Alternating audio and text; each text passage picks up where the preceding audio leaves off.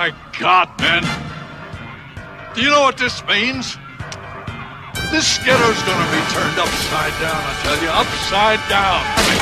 If you get on his bad side, brother, you're done for. Now, it's only a matter of time before he finds out, and when he does, no matter where he is, get ready, gentlemen, because hell's a-coming. Hell's a-coming. Hell's a-coming. Hell's a-coming. Hell's a-coming.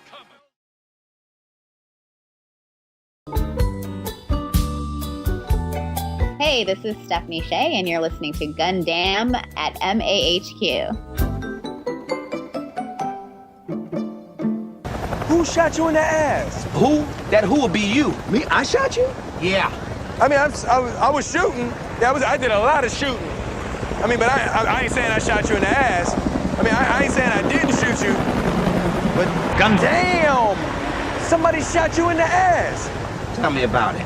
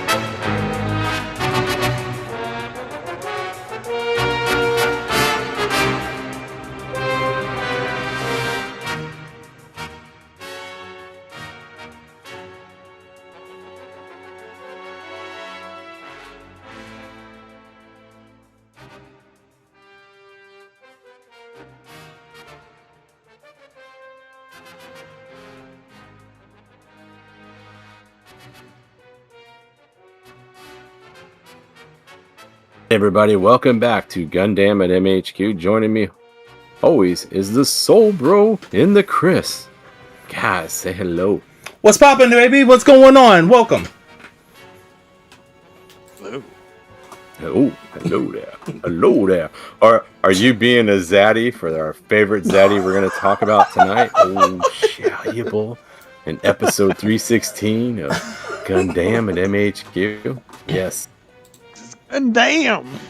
Gundam it! Gundam it! And damn it, that Shalia! Oh. I'm certain. It's too much. So, yes, this is episode 316 of Gundam at MAHQ. We're going to be talking about the first season of Gundam G-Quux. All 12 episodes. Only season. Oh, only season, yeah.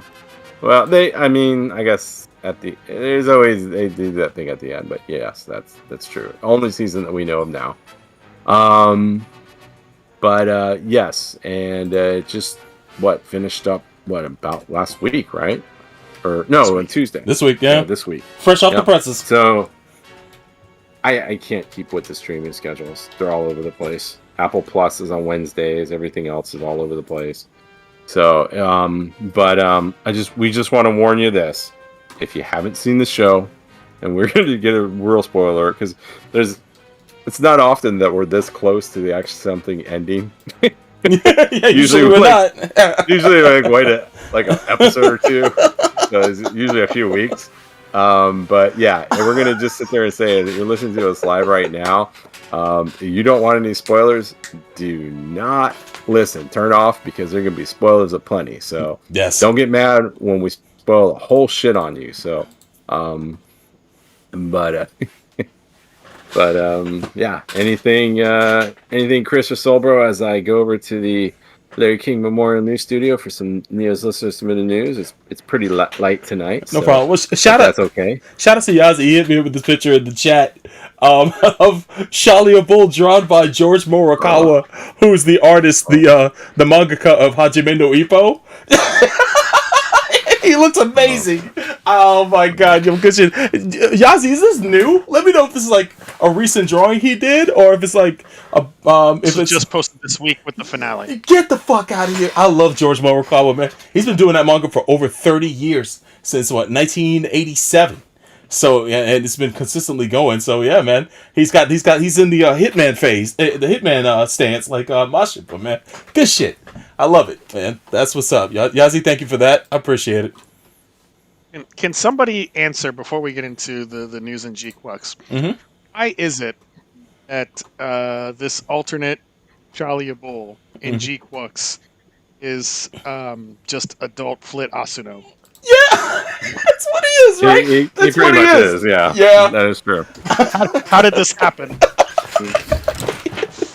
A second take at him, man. It's kind of wild, man. Is it the same? Is it the same voice actor too for him? No. Funny tidbit: the voice actor for adult and old Flit is the same guy who does Jared. Oh shit! Oh wow.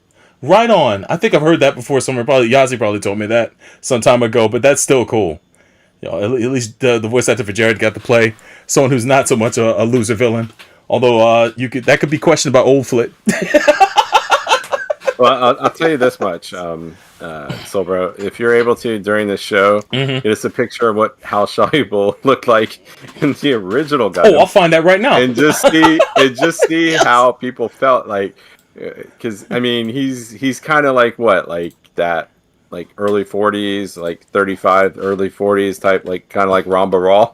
Like it's funny how the world has changed. Like in 1979, 35-year-old looked like you were about to freaking die. Yes. Now you're just entering your hotness phase. Yo, I'm about to hit you with it right now. Hold on, I got it.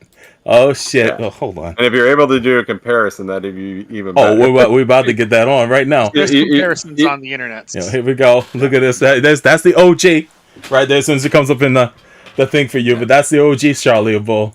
I mean, he looks like somebody's grandpa. I know, right? Like, He looks like he in his 50. He's 55 and shit. Maybe 60 at this point. He looks old. Like He ready for 5 o'clock dinner. Yo, and then this is 5 o'clock dinner. Oh, sorry.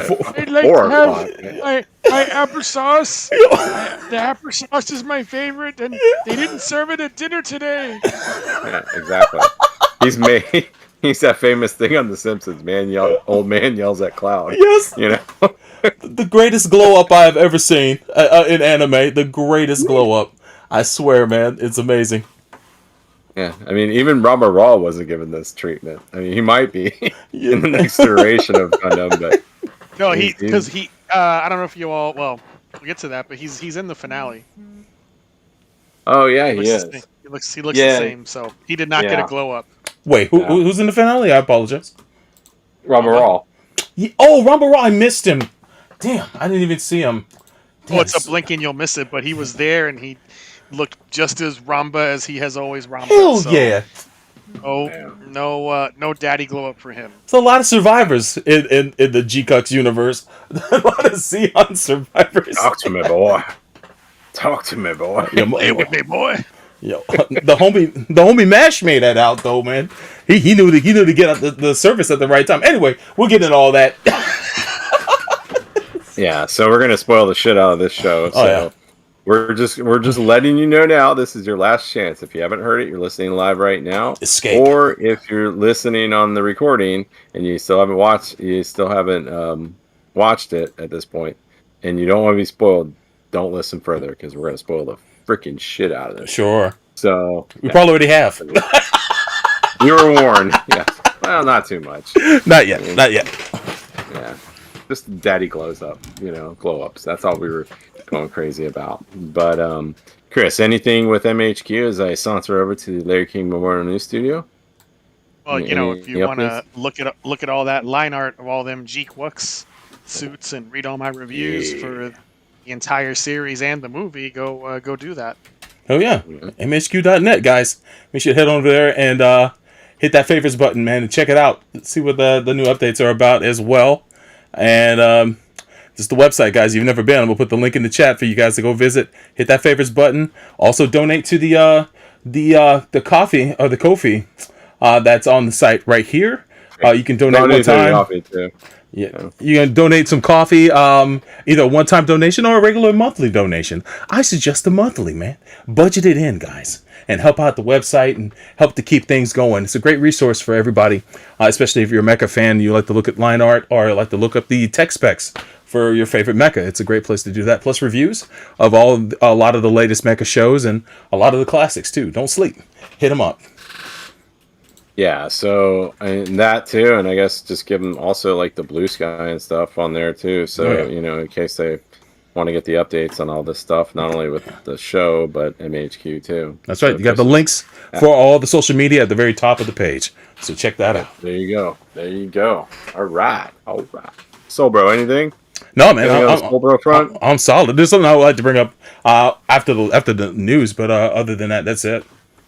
All right. Well. That little light on the news tonight, but that's okay. It gives us more time to talk about G-Quux. And this one here comes from the Anime News Network, MCT Dread, and it looks like old Tomino. We know this guy, right? He might be responsible for all this crazy stuff. Looks like on NHK's June edition of Newswatch 9, featured an interview with Yoshiyuki Tomino to commemorate the 80th anniversary of the end of World War II. And looks like he... damn, fucking pop-ups. There's so many. I know. This website's so terrible. God. So nothing. Yoshiyuki speaks on the Reality of War segment, focused on his experiences during World War II, his thought process creating Gundam, the current state of the franchise he created, and plans for his future works. About a 6-minute segment. He talks about a lot of things, but kind of long story short here, it looks like he's talking about he wants future Gundams to kind of mirror the wars that we've seen in like the Middle East and Ukraine at this point. Rich, when we were kind of talking to this offline, Chris is like, yeah, he did. It's called Turn A Gundam. So I mean they're let me see here. There are some interesting things. Let me see. Their experience until he grew under. Talked about some like serious shit with him growing up, and I guess the U.S. military like going after his hometown and stuff. That's pretty heavy. And he talks about like the first enemies the Gundam encounters are 3 Zaku mobile suits. There needs to be a military industry and industrial system in place to mass produce it. I guess I had no choice but to depict the war between the nations. Kind of his idea behind that. Yeah, it's kind of interesting. It looks like he gets a little deep in this. I haven't seen the segment. He also pretty much states in a more elaborate way the "Wow, cool robot" meme about Gundam. Yeah, because he says here he literally just kind of invoked the "Wow, cool robot" in a fancier way. Yeah, he spoke on his thought. It says here he spoke on the thoughts of the current state of the franchise. Quote: he says, "When you say I like Gundam, the words that come up are, of course, mobile suit battles are cool, but that's not the point at all." So it's like, he created this thing. It became a runaway success, and definitely people like it for a lot of things, but it's I guess he's just kind of quietly lamenting it's not exactly what his original vision was. He says here, quote, "My younger colleagues are making Gundam series today, and I don't feel a sense of experience with a war." So I guess he's feeling because they don't have the experiences that he had. And I guess you could sit there and say he does make. I mean, what's the thing we talk about with the Tomino Gundams? Yeah, they do make you sad. I mean, don't ever watch Victory Gundam. If you don't want to feel a sense of loss of people you like, don't watch that one. And a lot of them are like that. So. What he's touching on is something we've talked about before with all these franchises and with comic books. That these original creators, the first generation people, your Tominos, your George Lucases, you know, in comics, your Jack Kirby's and whatnot, they wrote about, you know, their life experiences, and they drew on all these different inspirations to put them together. Yeah. All the people who grew up on what they created and then start creating that franchise are just creating more of that franchise. Yeah. Right. Just building without upon without the basis of how it was created. Like, yeah. Nobody working on Gundam after Tomino's generation in Japan has any experience at all with war. Yeah. Right. And if, you know, the country stays pacifist, if the right-wingers never get that out of the Constitution, then nobody ever will in Japan. So that's hopefully a good thing. But, like, yeah, I see where he's coming from. Yeah, it is. It almost makes me want to see this. I mean, I actually do want to kind of watch this. I'm sure it's on YouTube somewhere, because it's probably very interesting. Because you're right, Chris. It's, you know, at this point we've forgotten what the basis of what this show is, because yeah, it's just we're so desensitized to it, and he was trying to do so much more. It does say here he was asked about future endeavors. He said there's something he would like to make. He didn't go in much detail, but he did say, you know, the war in Ukraine has been going on for 3 years now, and the conflict in Israel 30 to 40 years. I don't think we understand these things very well. So the theme is whether humanity can stop this social behavior. That's actually a pretty poignant like statement of what it is, because it seems like he's just going beyond just like, oh, cool, here's all these cool things that can kill people and look really cool on the screen, and he's looking about like, I think he's been telling us for over 40 years between Gundam, Aeon, Unbind, etc., that no, humanity cannot stop these behaviors. And he's correct. We can't. We're making the same mistakes, but yeah. It says it's available on NHK Plus in Japan until June 24th. The NHK website also posted a text article that uses different excerpts of the interview, but I'm sure somebody ripped it off and it's somewhere on YouTube. So yeah, definitely an interesting thing to see, and yeah, definitely makes it different, especially that we're talking about G-Quux tonight. So, but anything else on that, guys? No. Next one here comes from MCT Dread, final one of the night. That on the poster he posted side. another one, so there's one more after that. Oh, there's one more. Oh shit! I guess I need to refresh. All right. I haven't. That refresh button. Yeah, let me refresh. Oh, damn! Thank you, Chris. This is why you're the best. But this next one, the second Gundam Hathaway film teaser trailer, announced the staff title and winner debut. Yes. I've seen this on the old interweb. I haven't seen it yet, but it looks like there's this teaser for the second film. Came on Thursday, which is today. Announces the film staff. Basically, it's going to be called The Witch of the Circle. It has the title, and says there's going to be a winter opening. It's not the title. Oh, it's not the title? Oh, Sorcery. Right. What am I not reading right then? The Sorcery of... The Sorcery of the Nymph Circle, or literally the Witch of the Circle. That's what they're saying in this art. Oh, Circe. I'm sorry. Sorry. Main cast are returning most of the staff from the first film, but Yukichi Kabuto is joining something else. He's joining as the color key artist. Yoshinori Sayama is credited for display designs after contributing to the first film. Looks like, let me see here. Wow, the first film debuted on 4K UH Blu-ray disc release in December of 2021. Holy crap. The second... Not here, though. Yeah, exactly. It's still just locked behind Netflix. Oh my gosh. And it's just talks about COVID and stuff. The film project will be a trilogy. The second part will have working title of okay, and then first film. Oh wow! So I was just going through some of the stuff there. So yeah, I mean that's cool. Teaser trailer. You guys excited? I mean, I've almost forgotten about it. It seems like forever since we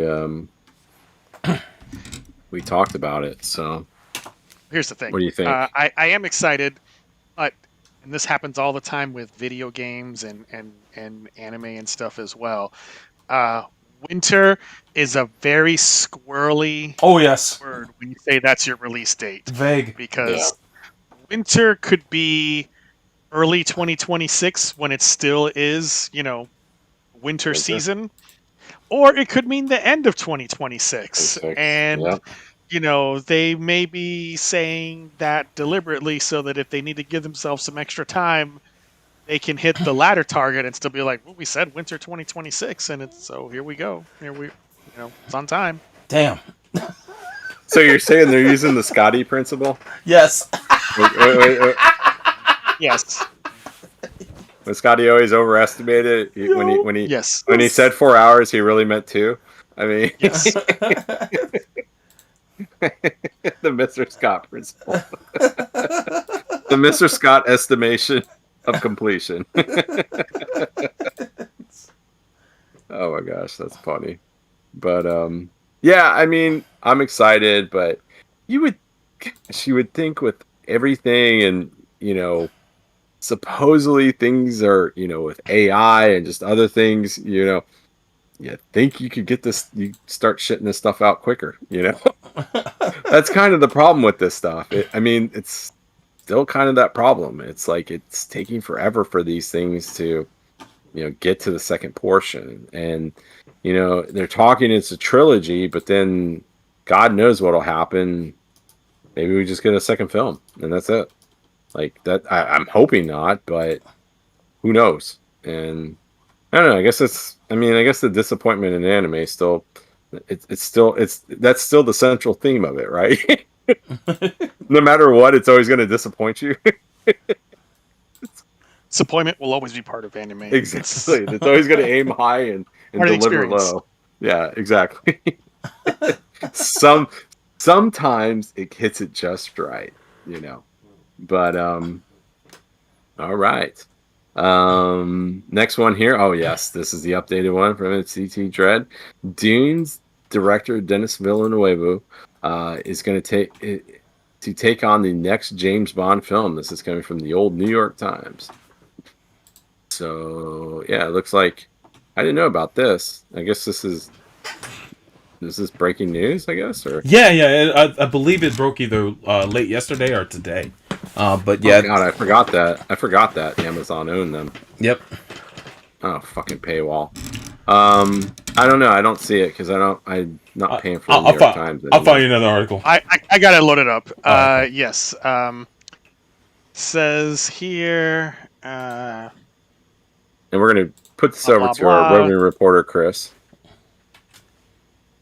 They still haven't named the next James Bond, right? No, no, they have not.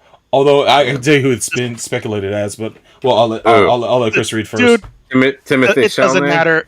It never matters who is being speculated as Bond. It's never who anybody thinks it is. So who's being speculated? It's a pointless clickbait game. It's Aaron Taylor Johnson has a watch deal with Omega. Oh, that guy. Yeah, and a lot of people are speculating. Yeah, a lot of people are speculating it's him because of the watch deal. Because usually they tie Omega watches into Bond. Now that could mean nothing, but I'm just saying, just off of just connections. Oh, I'm sure it means. It might be him. It may be someone else, and I'm open to that thought. But that's who people are speculating. So that's it. But so Chris, are you think will they be bold enough and just do Jamie Bond? Absolutely not. You don't think so? I don't think so. And she's the same way, hard drinking, hard sexing. It's not gonna be Damson Idris either, man. It's not gonna be a woman. He's not gonna be black. Not with Jeff Bezos in charge of Amazon Studios. That shit ain't happening. But I'm shocked that they picked Villeneuve because he's not English. Usually it's an English director that directs Bond movies. So I'm cool with the change. I have no issue with that. But Soul Yeah, what's up? The gatekeepers of Bond are gone. True. Broccoli and You're right. They're bought out. Dude. You're right. You're right. So that opens the door, which is Wilson, great. They're gone. Yeah, awesome. So, which also means that 007, not that it's ever been like a high mark of film or art or whatever, is going to be slopified. Yeah, that's a good chance. Because you know what, Amazon wants to do content. They want to do spin-offs, do art, and prequels, and side stories, and series, like a whole limited universe, series, and all this shit. And again, not that Bond has ever been art before. It's already been wildly inconsistent in the past. So it's not like every one of them is a winner, but it's gonna be slop going forward. Yeah. I agree. That makes sense. Yeah, because Amazon only cares about, they're like Netflix and all these other things. They just need content. They need people to just visit every week to click on this, and they don't even give a shit if you finish the series or in the movie. Like they just will say it's a win. People watched it. Is Denny a great director? Yes. Could he potentially make a good movie? Yes. How much will Amazon interfere, and will he stick with the project? We don't know. Yeah, we don't. So I'm sure it'll be a lot.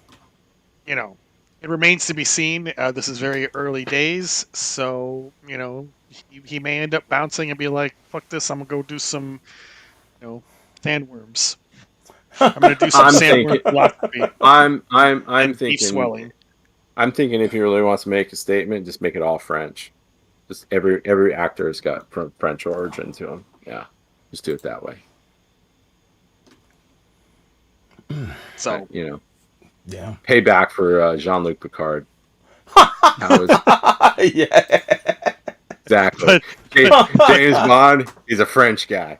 Jean-Luc Picard, why is he fucking British? Like, what the fuck is this? Like, why is he some stuffy British guy? Denis Villeneuve is a fake French. Well, that's true. Well, he's Canadian French. Yeah, yes, he's French Canadian. So yeah, I mean, they're not completely fake. They're just, I mean, yeah. But from what I understand, people in France don't. They don't. I know they don't view them as equals. Yes, I know. I was there last year, and they thought they saw my last name, and they said, "Oh, you're Francais," and I'm well, my family's more. My family's more from Quebec, Montreal area. Oh, okay. Yeah, I know that. In that colonial trash. Yeah, exactly. Exactly. They start getting that British thing. I was like, oh, yeah, you're from the colonies, huh? From Australia, the prison. Okay. Yeah. You're from the Supermax prison. But yeah. Well, yeah. I mean, you make a great point, Chris. This is so early. Like, he may not even be the final director. Who knows how many scripts it'll go through? Exactly. Oh, I was just thinking though. If they get rid of this guy, what would you say? This would be perfect for Amazon. Mm-hmm. A Michael Bay version of James Bond. Oh wow! It would be most. It'd be the sexiest, most explosion thing. I mean, it would be. I don't know if it'd be good in the end. He would demand all these changes, like that Bond has to transfer to the U.S. military and serve under the U.S. military. Well, fellas, he's loaned out. That actually happened. Yes, he's loaned out. He's loaned out to the U.S. military, and he has to answer to the U.S. Army, and there has to be, all these vehicles and explosions. Fellas, that already happened, right? Not only that, there will in this Bond version, there will be no ugly women. Like there will be every woman is a supermodel. even like the ones that at the coffee shops. Right. What do you mean that pole dancer's 15? It's fine. Y'all know that already happened, right? There's a Michael Bay James Bond movie. It's called The Rock. That's literally what they got away with. It's an older Bond, but they've implied that although they didn't have any kind of permission from the estate that Sean Connery was reprising his character in that movie. He's done it multiple times in the unofficial Bond movies. Well, The Rock is definitely a Bond film. I'll go to my grave on that shit. I mean, there's a lot of times that Sean Connery just was James Bond. In Yes. I agree. Kind of like Bruce Willis was pretty much been John McClane in every movie, right? Ever since Die Hard. So, I guess you're not lying. But I do share Chris's thing. It's like I do feel bad because it's probably going to destroy this franchise. I mean, James Bond is not.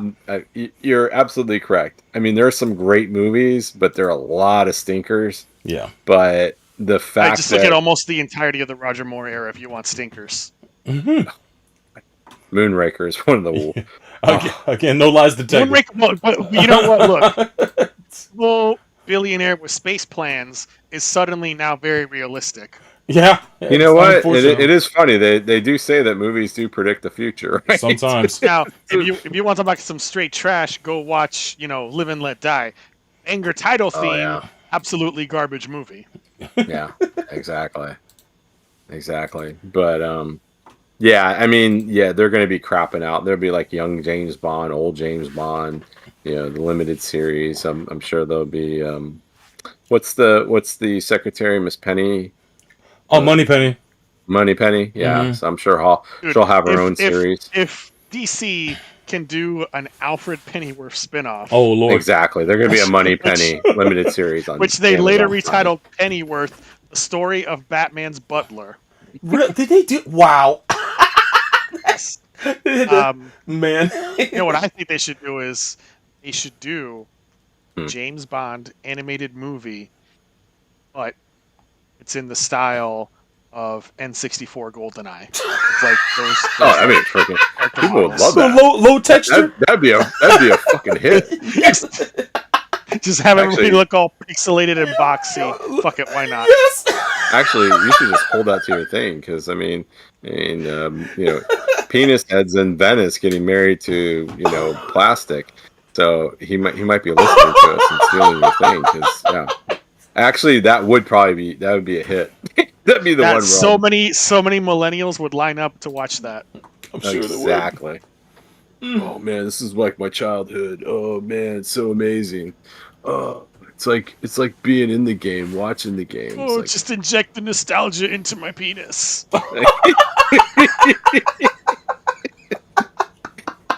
Or Jeff got to inject more into his penis, I'm sure. So not nostalgia. I'm sure it's like he just injecting them roids. HGH.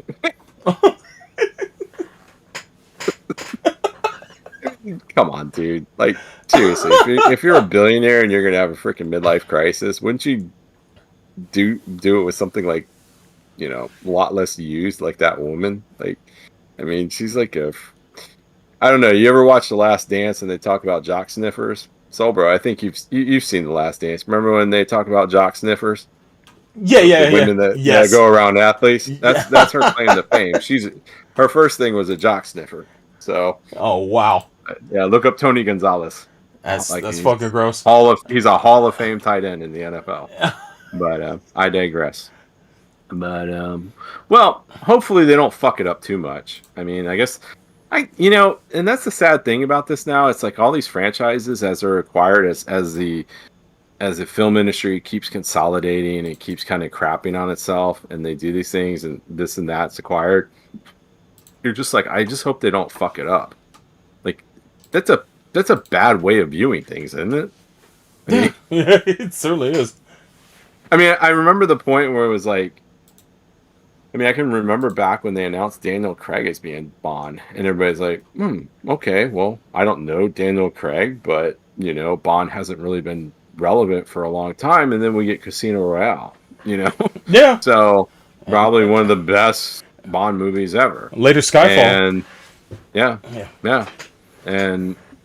But now we're just like, we just hope they don't fuck it up, so. Fingers crossed. That's a sad thing.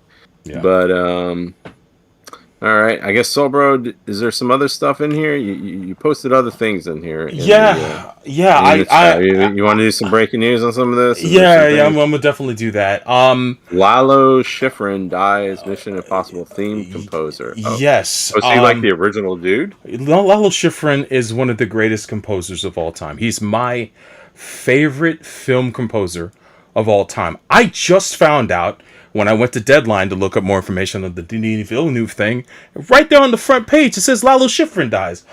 I am beside myself right now. I listen to his work almost every single day. I have a full playlist of scores from movies and soundtracks and stuff like that. And I listen to his work on Mission Impossible, Mannix. He's done a ton of movies, the Harry Dirty films. He's the Rush Hour. He's done Dirty Harry. So Not many. Harry Dirty. Oh, sorry, the Dirty Harry films. Harry Dirty was the pornographic version. Yes, it was. Yes, it was. Dirty. My God, I lied, dude. Though I thought he was already dead. No, man. I read the news. When I read the news, I was like, he was still alive. Yeah. I was aware because I've been dreading this because I know he was up there in age, and he's lived a long life. I mean, 93 is a good year to go out on. I mean, it's never cool to die. He was 93 when he was 93 years old. It looks like, and looks like his son. According to the article, his son said he passed peacefully in his sleep, or just passed peacefully. So, but he was up there with like cats like Quincy Jones and Henry Mancini, and of course John Williams and all those guys. He's legendary, and I don't know what to say, man. To mention Jerry Goldsmith. Jerry Goldsmith, of course, and of course Alan. Oh my God, no, I'm blanking. The cat who did the Back to the Future score. And Silvestri. Alan Silvestri also did Avengers as well. He's a legendary composer, man. And if you haven't, you've heard everybody here has heard at least one of his works. If you heard the Mission Impossible theme, that was him. He did the music for the television show. I can't say he does the music for the actual current movies, but he did the music for the TV show, the iconic theme for that, and a bunch of other things. The original theme always ends up in those movies. I'll tell you a movie that you're very familiar with that he did the music to. He did the music to Bullet with Steve McQueen. That's a dope ass fucking score, dude. He's amazing. Bullet's the most amazing car chase movie ever. Yeah, dude. All done in one take. Yeah. Like, it's the fucking best. I'm a big fan of bossa nova music and that type of jazz. And Lalo Schifrin specialized in that. So for me, if I had to have a composer on the work that I needed to get done, I would like the music to sound like that. And so I'm a little fucked up right now, and I'm sorry to throw that on you, but when musicians go that I fucking love, it touches me to my core. So I am sad to hear this. But he's an old guy though, man. It don't matter. No, I get you. Yeah. I get you, but it's like it's not like he was 23, right? And like I mean, it says here 100 plus films and TV shows. Yeah, a whole lot of women. He did Dirty Harry and Rush Hour. Yeah, what man. The fuck, dude? Incredible library of work, man. Rest in peace, Lalo. You should just be more like celebratory, I'm gonna listen to his music all day tomorrow. So that's done. But also shout outs to Bill Moyers, man. Rest in peace, Lalo Schifrin. Also, rest in peace, Bill Moyers. He was Crossfire. I guess Crossfire. But he was in his youth. He was a top aide to Lyndon Johnson. But I know him best from his interview show on PBS. I grew up watching that. And he's an incredible interviewer, man. He was 91 years old. Another long life, man. He just passed too, man. I'm fucked up right now. Who I honestly thought was already dead.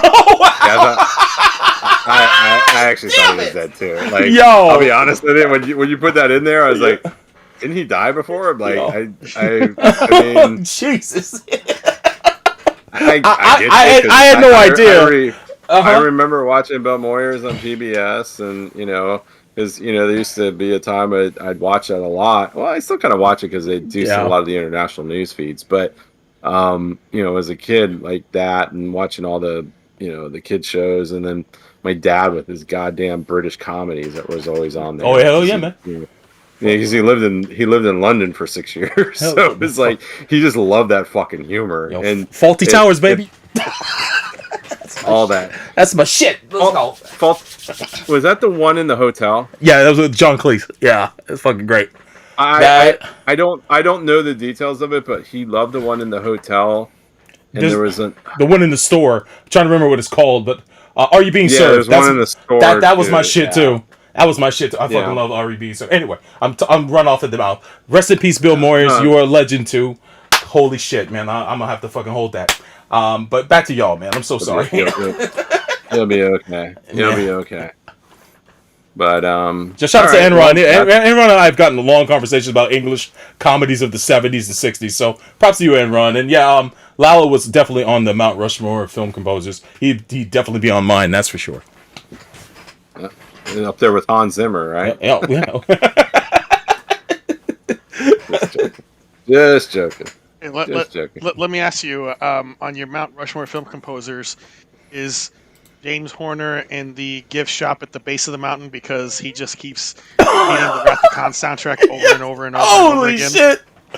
He might be, but he's still great. But yeah, you're not wrong. He's utilized that multiple times. But you know what? It's a badass soundtrack. It's a great so look, if you're gonna rip yourself off, at least rip yourself off at the height of your like your work.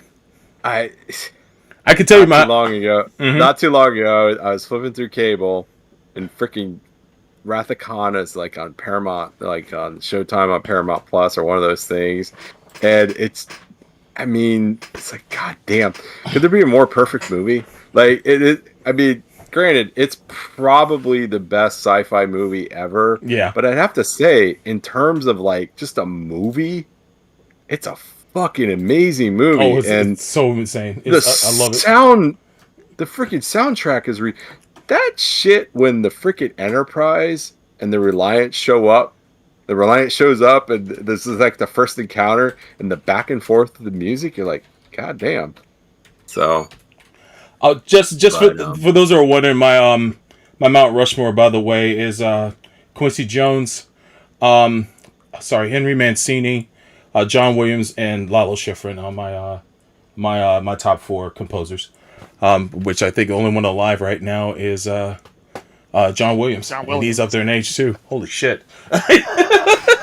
He, I definitely know, is alive. Yeah, I did not think he was dead. Yeah. Well, there you go. You have one. You're locked in, at least on him. But other than that, I have nothing else. I know we've run on pretty long with the news, but yeah, man, tough day for real.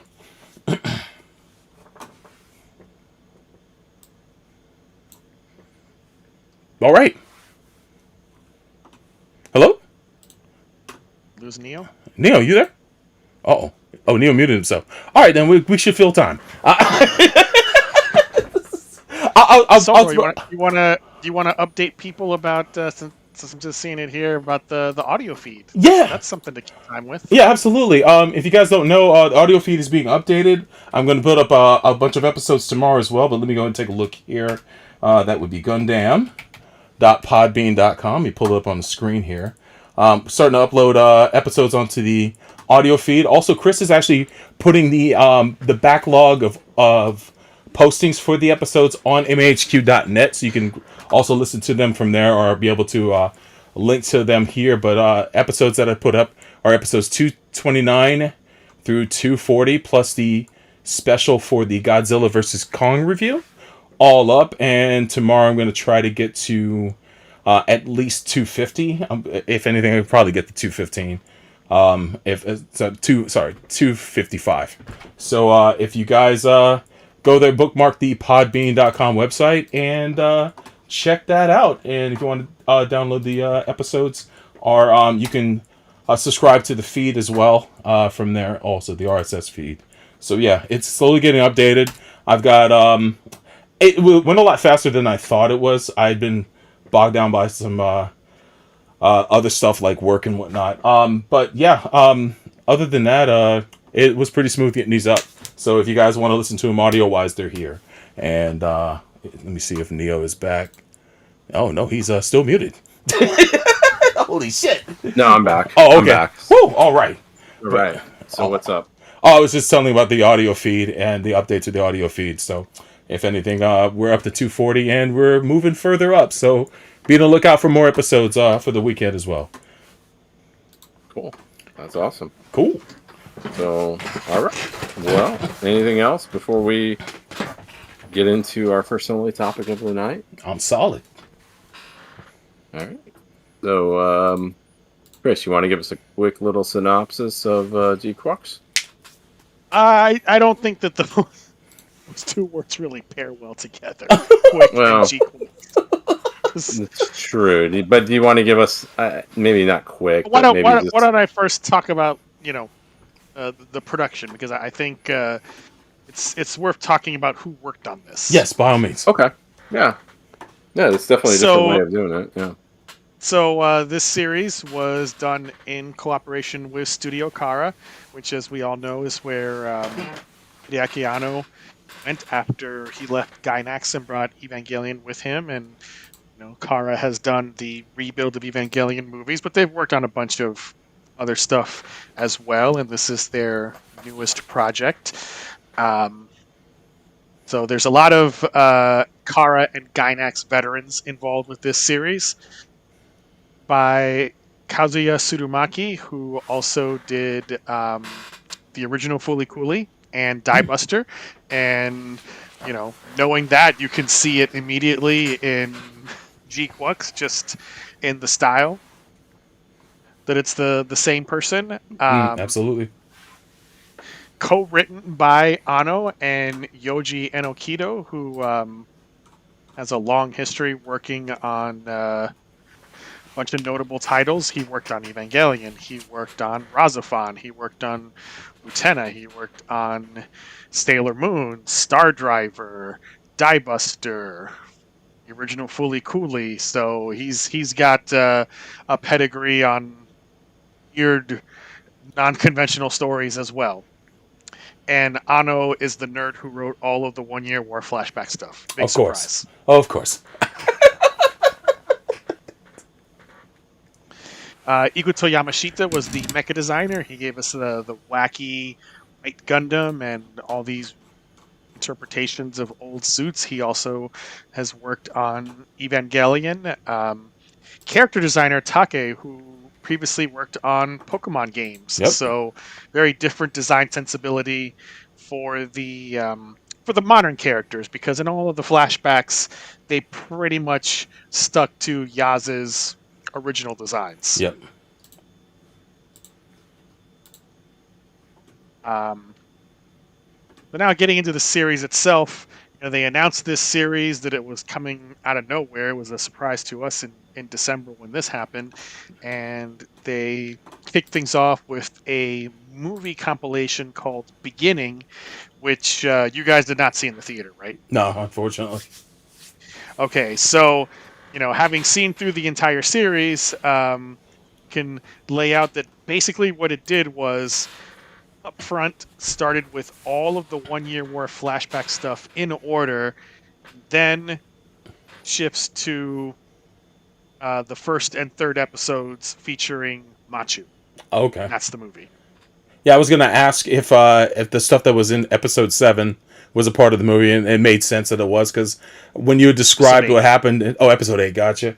But yeah, the stuff at the beginning. Basically, yes, it's the movie essentially is episode 2, the first half of episode 8, and episode 1 and 3. However, movie does have something that the TV show does not, which is a painstaking recreation of that opening expository scene of Mobile Suit Gundam about yada yada people born and raised and died on colonies and the Principality of Zeon and yada yada, and you see Operation British, all of that redone in modern animation with the new designs. Man. So that's a nice little bit that is exclusive to the movie. That's awesome. Hopefully they'll make that available for us to see sometime down the road. See, maybe they'll put the movie on streaming. So send emails to Jeff and ask him to take care of that. I don't understand why they didn't do that, but I don't know. Jeff would know. I'm sure he's on top of it. Oh yeah, he's all on top of it. Should tackle that after the honeymoon. Yes. Yeah. Yazi writes, the TV version did not have the backstory and sequence of the basically same thing, yeah. But yeah. Yeah, but I didn't feel like it was like I couldn't understand it. Oh yeah. No, Like I didn't see the movie, but your understanding of this show depends on how much like of a UC nerd you are, in the broader sense. Yeah, I mean, I guess I have. You know, I guess I'm not the average bear on that one because I know the UC. I've had to study it.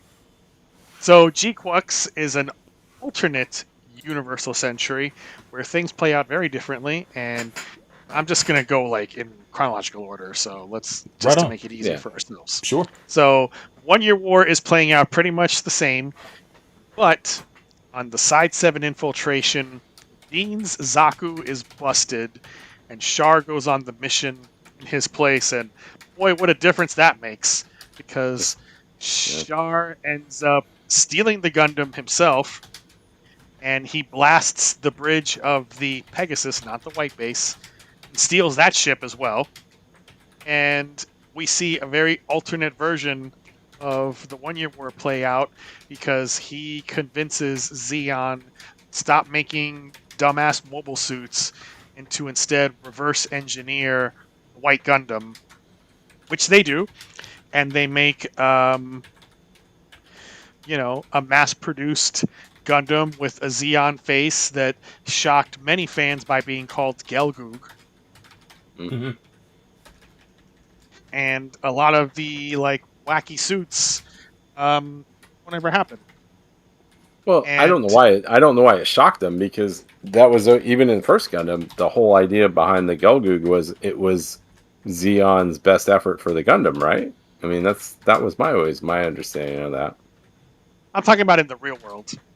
No, I know what you're saying, but a lot of people just can't accept the idea of a GM looking something suit different, being called Gelgoog, because it's different from their precious headcanon. Yeah, of course, it's true. Anyway, in this alternate history, Char becomes even more of a leading figure in the war, and he's paired with Chalia Bull, who has returned from Jupiter and does not die in one episode because he doesn't fight the Gundam. Mm-hmm. And they become partners, in the eyes of fans, perhaps in more ways than one. As, thousands of ships were launched from the space dock. They become partners, and Shalia is using the Brabro, except that, in Gundam nerd parlance, and this is where Anno's nerdery shows, it goes by the originally intended name of Kikaroga, which is also like a phantom suit with many different possible designs, and you can go on Zimmerit.moe and read more about the weird tangled history of the Kikaroga. Oh, it's an interesting bit that John wrote up. Anyway, some things play out the same. Solomon still falls to the Federation, and Ozil dies piloting the Big Zam. But from here, it takes a drastically different course, because the Federation, knowing that they have lost the war, decide to make Zeon pay by dropping Solomon on Granada. And unfortunately, the Zeon fleet has been deployed to attack Luna 2, so they're not able to take care of things, and Char and his little fleet are sent in to do it, and they plan to detonate Zaku reactors to break Solomon apart so that it doesn't hit Granada. But Char decides to sabotage the plan so that it does hit Granada, so that he can kill Cassilia, because he's still up on that Zabi vengeance plan. Oh yeah, absolutely. That's never changed. No matter what universe it is, he still wants to kill them zombies. And everything is going well until he encounters the Federation's new type ace, using a mass-produced gun cannon in Gundam colors. Oh wait, who is this new type ace? Oh, it's Sayla. Yes.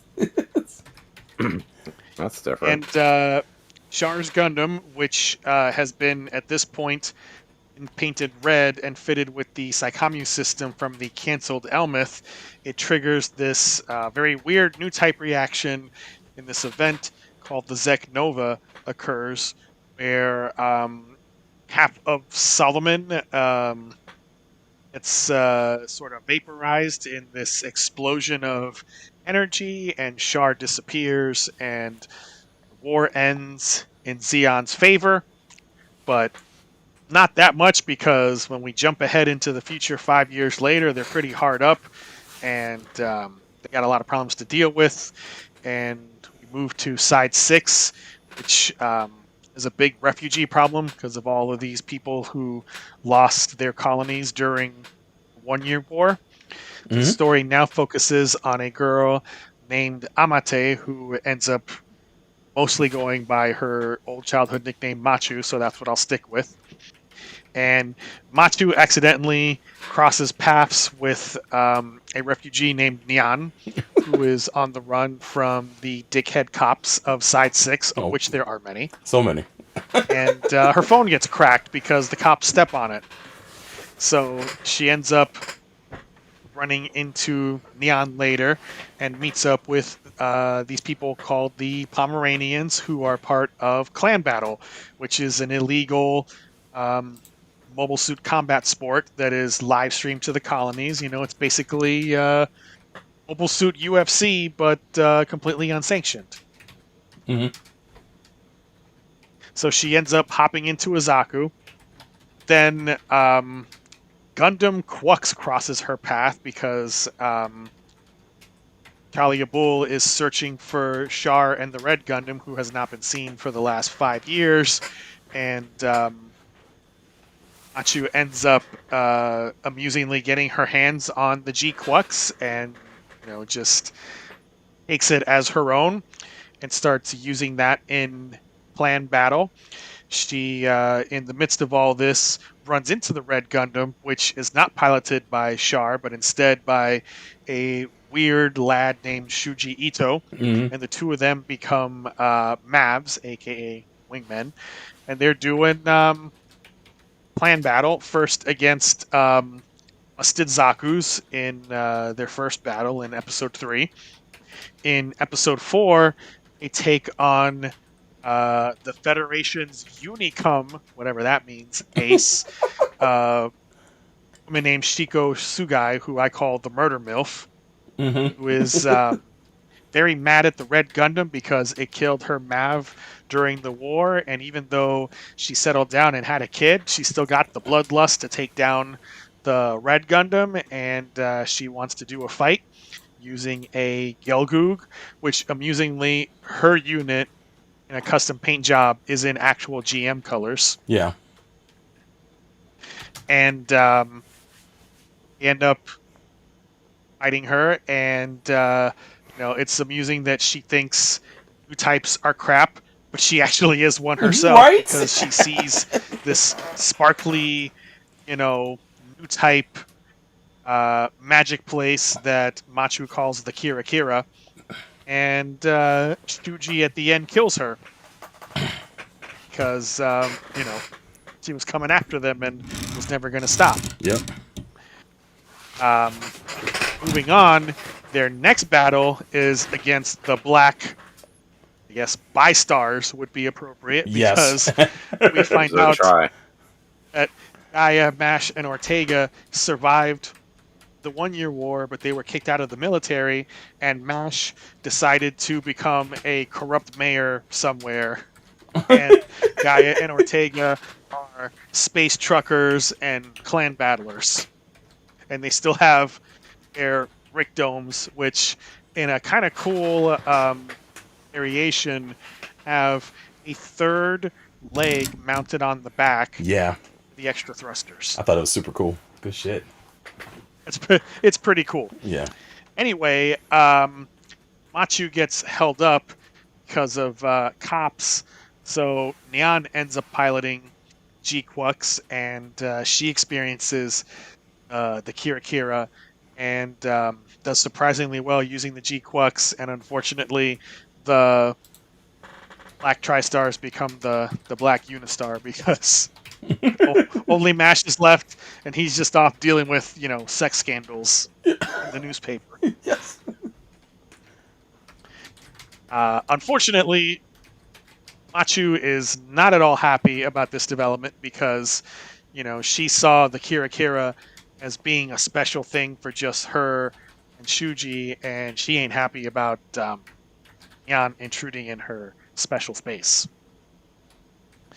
We then find out that their next clan battle is up against these dudes called the 12 Olympians. This is a very shady company, and it turns out to actually be a front for this universe's version of the Titans, led by Bascom and featuring Gates Kappa, who, famously just disappeared at the end of Zeta Gundam and was never seen again.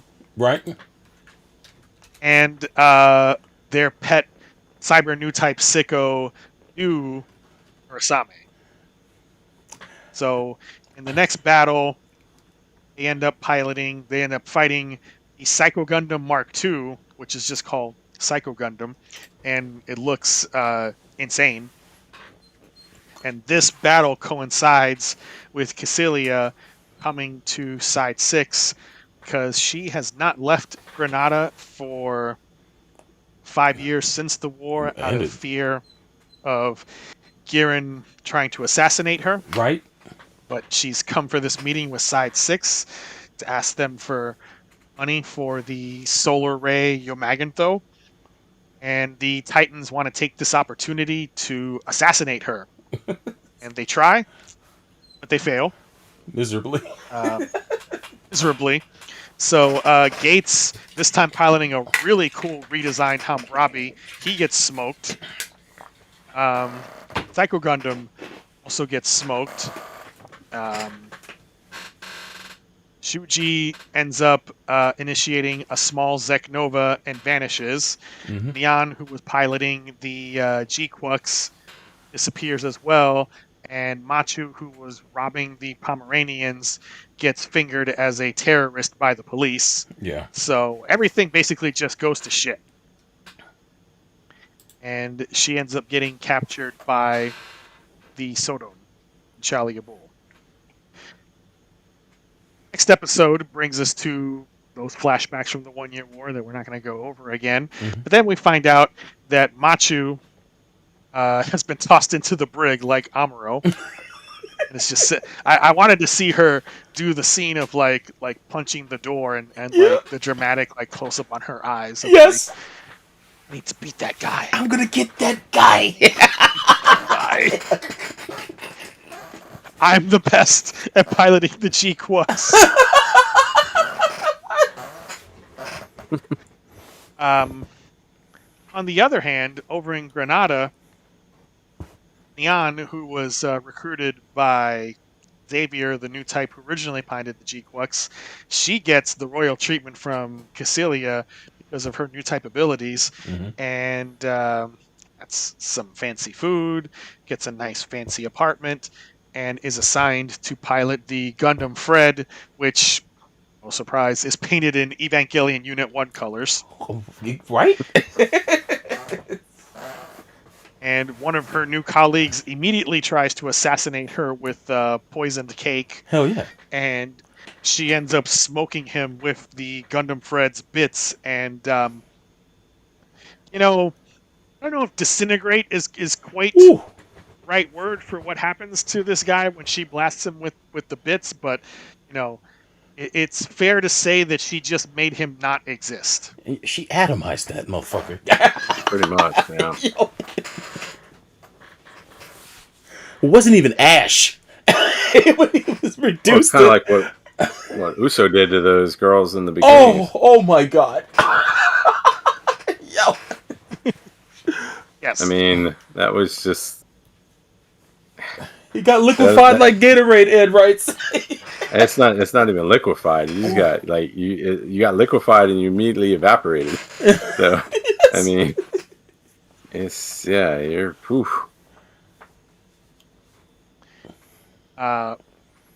Machu, meanwhile, still on the Sodon. Chalia is, doing training with her because he wants to develop her new type abilities and also gather data, the G-Quux. Talking about this mysterious thing called the Rose of Sharon, and Machu knows that Shuji is searching for a rose on Earth, and she ends up escaping from the Sodon, goes to Earth, and wakes up in an Indian whorehouse where she meets Lala Soon, or rather, this universe's version of Lala Soon, who dreams the future. And in talking to this Lala Soon, she learns that in addition to having dreams of the future, she also has dreams of her counterpart from another universe where this other version of her is in love with a dashing young Zeon officer and a Federation pilot, and that she feels despair because the dashing young Zeon officer keeps losing to the Federation pilot, and she doesn't want to see that happen. Her maids burn down the whorehouse, which is run by a not nice guy. No, not at all. So don't feel bad about that. And Machu escapes in the core fighter and hooks back up with the G-Quux, which landed in the ocean next to the Rose of Sharon, which when dredged up by the Sodon, what a surprise, it's the Elmeth, but not from this universe because, as we established in the flashback portion, the Elmeth's development was cancelled and its Alpha Psychomu system was installed on the Red Gundam. So where did this thing come from? Mystery. And heading into the last arc of the show, Zeon conducts a ceremony for the activation of Omagantho, which, even though it's called a solar ray, it doesn't look anything like the solar ray from Mobile Suit Gundam. And there's a mysterious blonde lad on the development team named Shirozu who, kind of looks like he might be somebody using an alias, but I've never heard of that on Gundam before. Never. Hiding his face too with his long hair. Those bangs, son. Exactly. So Cassilia and Garen meet for the first time since Daddy's funeral, and she immediately poisons him because, as it turns out, he killed his daddy in this version too, and she has just been waiting 5 long years, biding her time to punish Garen for patricide. At the same time, Jan is using the Gundam Fred, and she goes inside the core of Yomagantho and activates it and fires it at Bawaku because the Yomagantho is powered by the Rose of Sharon, and it basically creates Zek Novas, and it kind of just destroys Bawaku Gunbuster style with black and white explosions. Right? Ooh. And of course, Dion feels sick from doing this. Then she ends up dueling briefly with Machu, and they're yelling at each other about stuff. Char is back, and because Lala is starting to wake up, she magically does a Sailor Moon costume change for him and puts him back into his 1-year war outfit. Yeah. And a ghostly Shuji appears and tells them that he's come to end this world, and then he summons RX-78, but this is an OG style, not the kind that we've seen in this series up to now. Right. Bringing us to the end, we find out that this other Lala Soon comes not from the main UC universe that we've known and loved since 1979, but a very similar version where things mostly played out the same, except that Amuro did in fact kill Char during their fateful duel rather than Lala by accident. Yeah. And the pain that Lala felt put her into a deep despair, and the Saikamu system resonated from her emotions, and she created an entirely new universe where she wanted everything to play out again differently so that Char could live. Right. But he still died. And Shuji has been seeking her out to destroy these worlds. And we see that there have been many permutations of these alternate worlds created by Lala's despair. Right. And in each and every one of them, Char kept dying anyway. Except until she created the world of G-Quux, where he steals the Gundam, and this chain reaction causes him to not die at Amuro's hands. Exactly. So that's where we are now. And Char of this universe wants to send her back where she came from because, you know, the Zeknovas and Yomagantho are big bad weapons, and nobody should be using them. And Shuji wants to end this world by killing Lala before she wakes up. Machu wants to stop him, so her and Neon team up and do Gundam double fight on him using his RX-78. And he wants to speed things up, so he starts to go Dunbine on them and just makes his Gundam fucking huge. Don't know how or why he's able to do that. But in Kira Kira, Machu is able to convince him that Lala doesn't need his protection, so he lets go of his plan to end her. And she fully awakens and causes another Zeknova that destroys most of Yomagantho, and then both her and Shuji are gone back to where they came from. Char, meanwhile, he bazookas Cassilia in the head again. Again, the whole body. Except this time he does it in the red Gundam, but he still gives her the salute. Yeah. And he tells her this in this version that she can keep Giran company. Damn. Yeah. He also fights Shalia because Shalia is like, well, now that Cassilia is gone, you could become a dangerous dictator, and we already are going to put Artesia in charge of everything, and we don't want you to, destroy Earth. It's like, did you watch Char's counterattack at some point? I know, right? You got the download real fast. Did you get to see the spoilers on that? Yes! You are right on the money, Mr. Hell, Shalia Bull. Fuck yeah, he is. He got to see those spoilers. Maybe he read MAHQ. I don't know. Yeah, maybe. He might have. Yeah, I think he did. Maybe MAHQ exists somewhere in this world.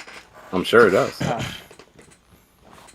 And Star's like, okay, I'm gonna peace out and try to live a life that won't make you want to kill me. See you later. Your aunt says he downloaded the matchup. Time to don my white suit. He got the frame data? Is that what happened, Ed?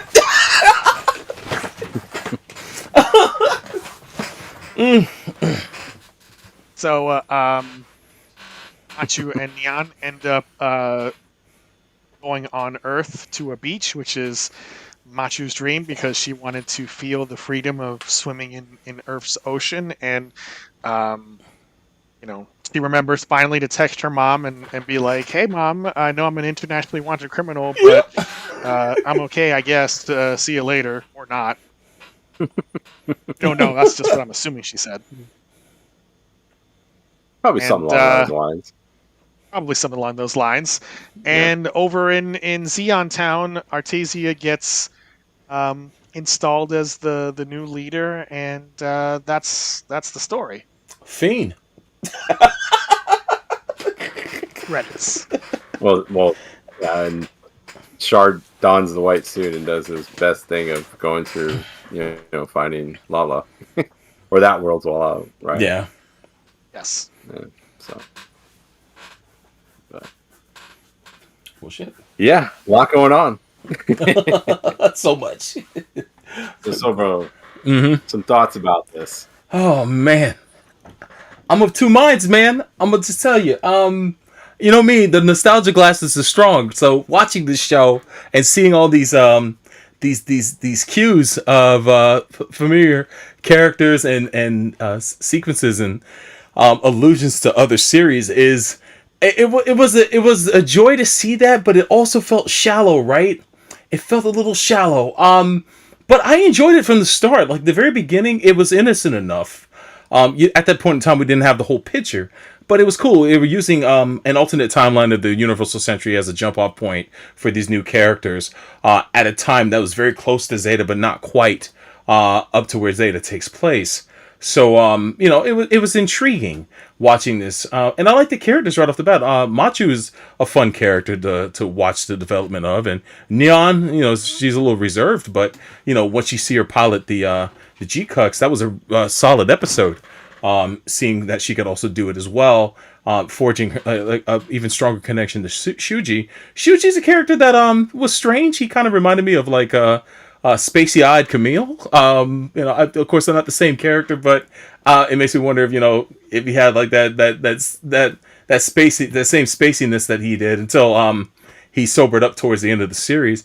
But he was intriguing too. The mystery behind him drew me in, wondering what his connection is to Char. Of course, we find out later.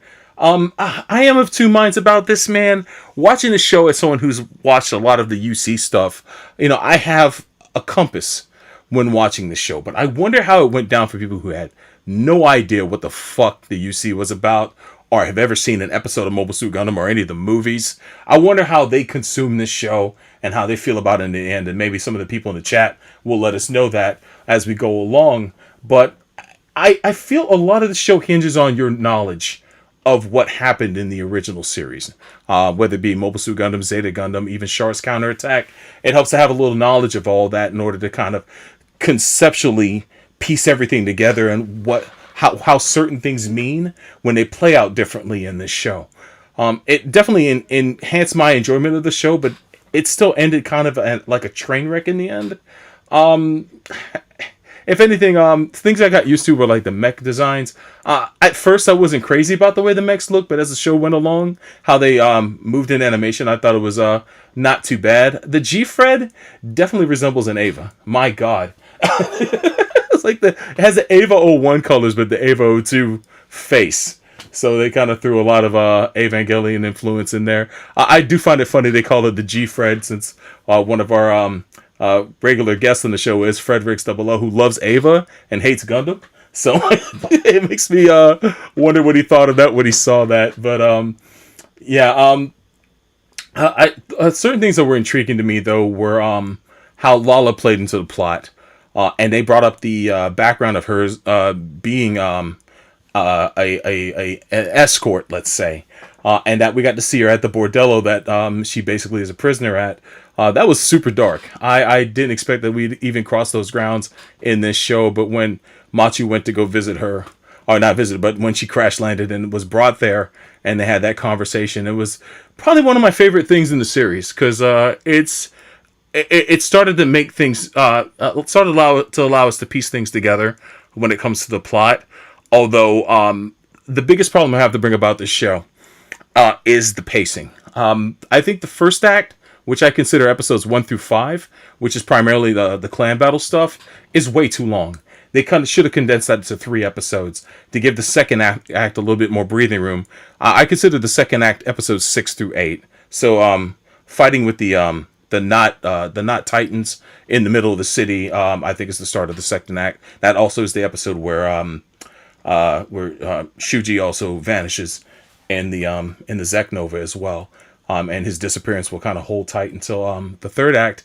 But yeah, I think that should have been expanded a bit, and we should have been given a bit more of a transition phase from the first act to the third. Because once you get to the third act, shit starts to hit you really fast, and the plot starts to not really transition smoothly at that point. You get the super weapon, you get this showdown, which is like almost 3 episodes long, and there's a lot going on there, and I think just a lot of the danger that comes up there and a lot of the conflicts that come up are just way too fast, man. I hated that about this, because I didn't want the show to end so soon. And I thought they had a lot more that they could have explored and discovered with these characters and how they fit in this universe and how the universe came to be, man. I think the show, if they got an extension of 6 episodes, not now because the show's done, but throughout its run, if they had extended it by 6 episodes, they would have had enough time to like explain everything and rate a far more concise story. But there's some things I did learn from this. Number one, as much as I like Char, he does not fucking deserve a happy ending. Ever. I'm sorry. The price of revenge. You don't get to have a reunion with the or not reunion, but a union with the person that you love most and get to walk off into the sunset, which this ending kind of alludes to. I do think Lala deserves a happy ending because she's been used her whole life. But yeah, I think some tragedies are meant to be given the circumstances. But I'm happy for Lala at least. It was nice to see Kasuya play a major role in this series. She's easily my favorite zombie, and to see her expanded upon like this and for her to turn out to be a new type was fantastic. I thought that was one of the best things about the series. I hated that she went out the same way, but I loved what she did to Giran. Oh, dude, you have to love that. That yeah, is just it's the amazing. best way for her to go out. It's amazing. It's just amazing dickery that she goes out the exact same way. I guess it's This poetic. time, not just blasted by a human bazooka, Yeah. but a mobile suit bazooka. They stepped up the budget with that shit. But yeah, I love Kasuya so much, and I think she's so smart. She's one of the most capable antagonists in all of Gundam, and she usually has her shit together. She was just kind of like on the back foot, and they as a nod to Zeta, they brought back the Zeta Theater in this time with Char and her instead of Char and Haman. So I thought that was fitting too, because Haman's kind of like a Kasuya type character. So to see like the OG be in that position was fantastic. Some of the coolest things in the show are the music cues, though. Starting with the original, the throwback to the 1 Year War, and they're using music from the original Mobile Suit Gundam. I didn't want that to stop. I honestly just wanted more of that music throughout the entire show, but they used it well. But the part that got me, son, was when the Psycho Gundam shows up and they start playing that music from Zeta Gundam. I fucking flipped out because that's my favorite Gundam score of all time, and for that to be playing, I wanted more of that. Beyond the Time showing up in the credits of episode 11, that was dope, I gotta say. And is that a new mix, or is it the same old mix from Char's Counter? Same old version from Char's Counterattack. Gotcha, but it was really cool to hear it. So I let those credits rock because that song is so awesome. But yeah, the cameos were nice. The Bi-Stars being there, fantastic. The episode that pissed me off, though. There's 2 things that pissed me off in the show. Number one, the episode with the mother, what's her name? Shiko Tsugai. I hated that they had to kill her. Murder MILF. Yeah, the murder MILF. I hated that they had to kill her. They couldn't think of another way to disable her suit or whatever. I know, granted, she was going out for blood because she wanted to get revenge on the Red Gundam and she kind of lost her mind, but damn, man, I wish they were clever enough to figure out a different way to take that suit down without killing her, man. She was like a rabid dog at that point, yeah. And also like there's something very creepy about the way that Shuji just so like gently stabs her from behind. Yeah, right. That it makes it even like more impactful. Mm-hmm. It was a bit scumbag at the end of the day. Granted, she was asking for it, and I get that. But in all the other fights they fought, they never had to kill their opponents.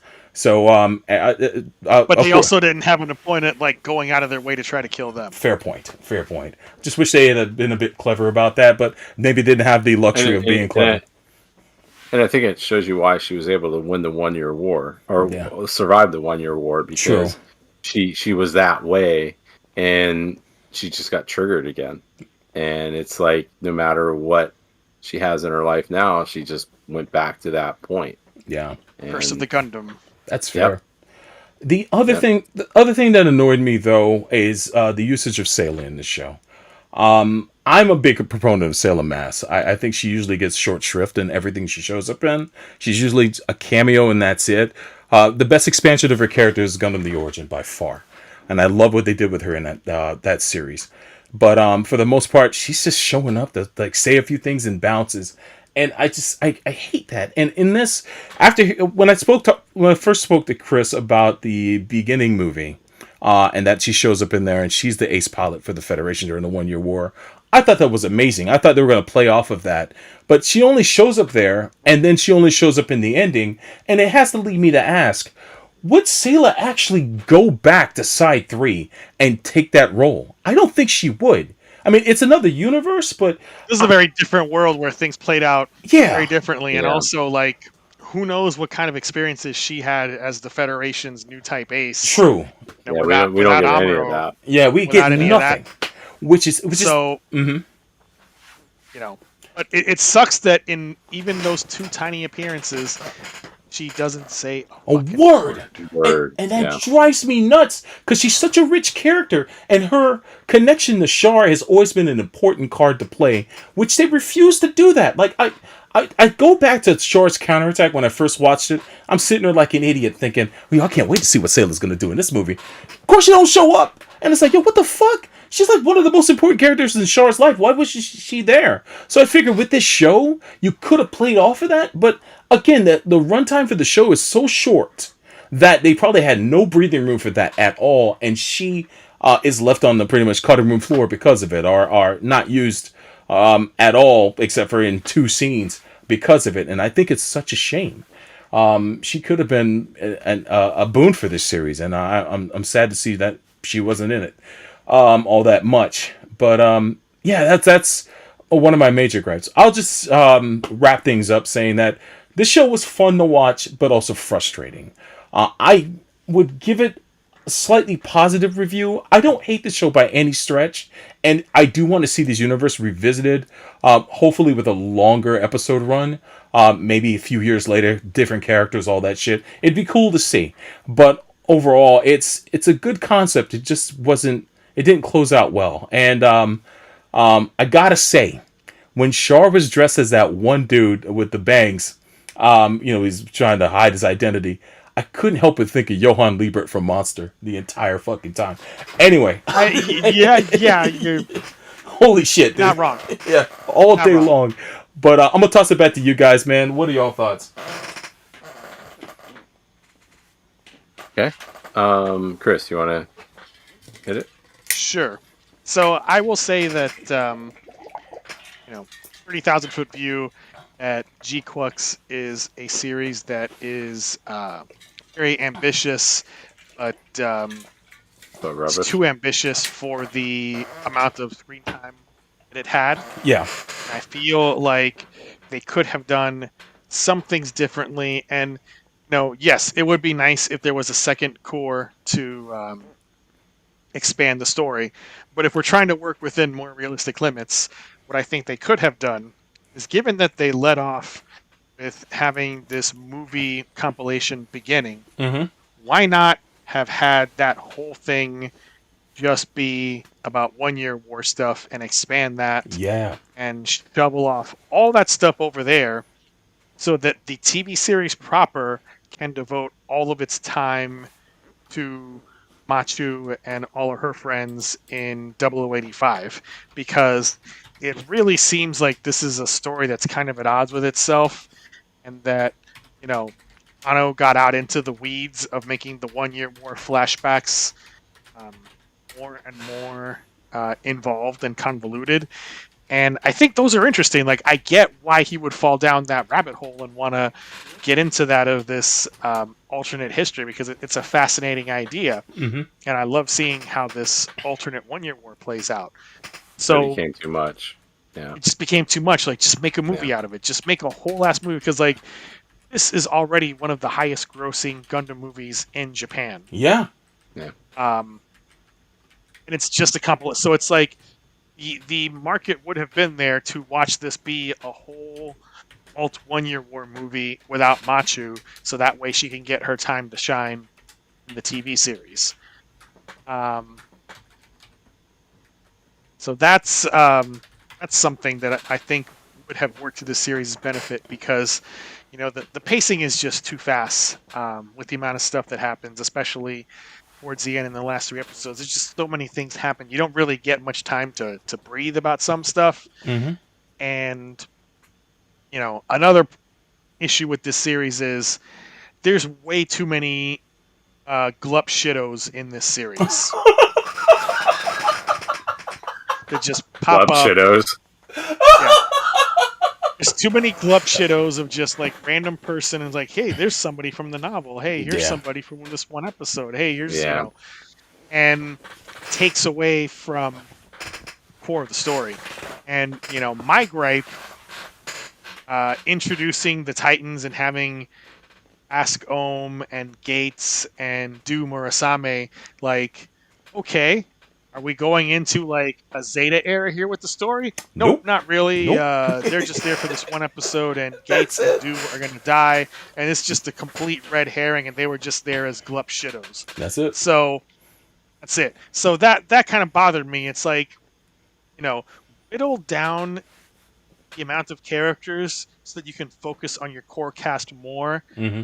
and have less of these glup shittos. Yeah. So I feel like they kind of got a little out of hand with the amount of like random characters showing up. However, I do applaud the choice of taking Charlie O'Bull, who was literally a nobody from the TV show that didn't even make it into the movies, and just totally expanding his character and making him this very interesting, conflicted, philosophical space daddy. Yeah. And I think he's one of the highlights of this show and one of the best characterized people in this show. Yeah, I loved his whole thing about how pointless the Jupiter fleet mission was. Like that was awesome. It wasn't that long, mm-hmm. but the fact that he just sat there and said he just reminisces about that, and he's like, what a pointless endeavor. It changed his life. And then it just you see what happens, and I mean, it's just like, that's the crazy thing about the show. It does things where you're like, holy fuck, this is a great way of seeing it, and then you're like you said, Chris, there's too many glob shittos. Yeah. At point. Yeah. Another thing, like the core, like romantic triangle. Yes, obviously there's, as with any Gundam show, there's lots of shipping. So you have people shipping Char and Shalia, which of course show kind of goes out of its way to do that for you. So it doesn't leave much to the imagination, right? In that respect. So that's fine. That's expected. Obviously, there's all these ships about like, let's do Neon and MAHQ, which whatever, fine. I actually would have preferred that to what we got, because this conflict of both Neon and MAHQ having feelings for Shuji, mm-hmm. I never felt that was convincingly developed.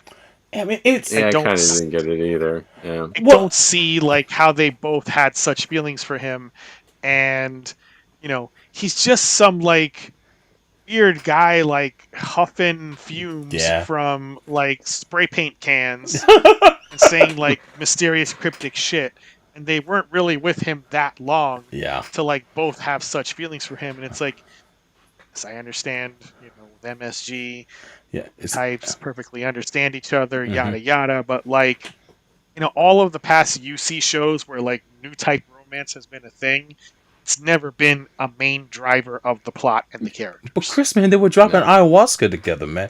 The what's it called? The kira kira.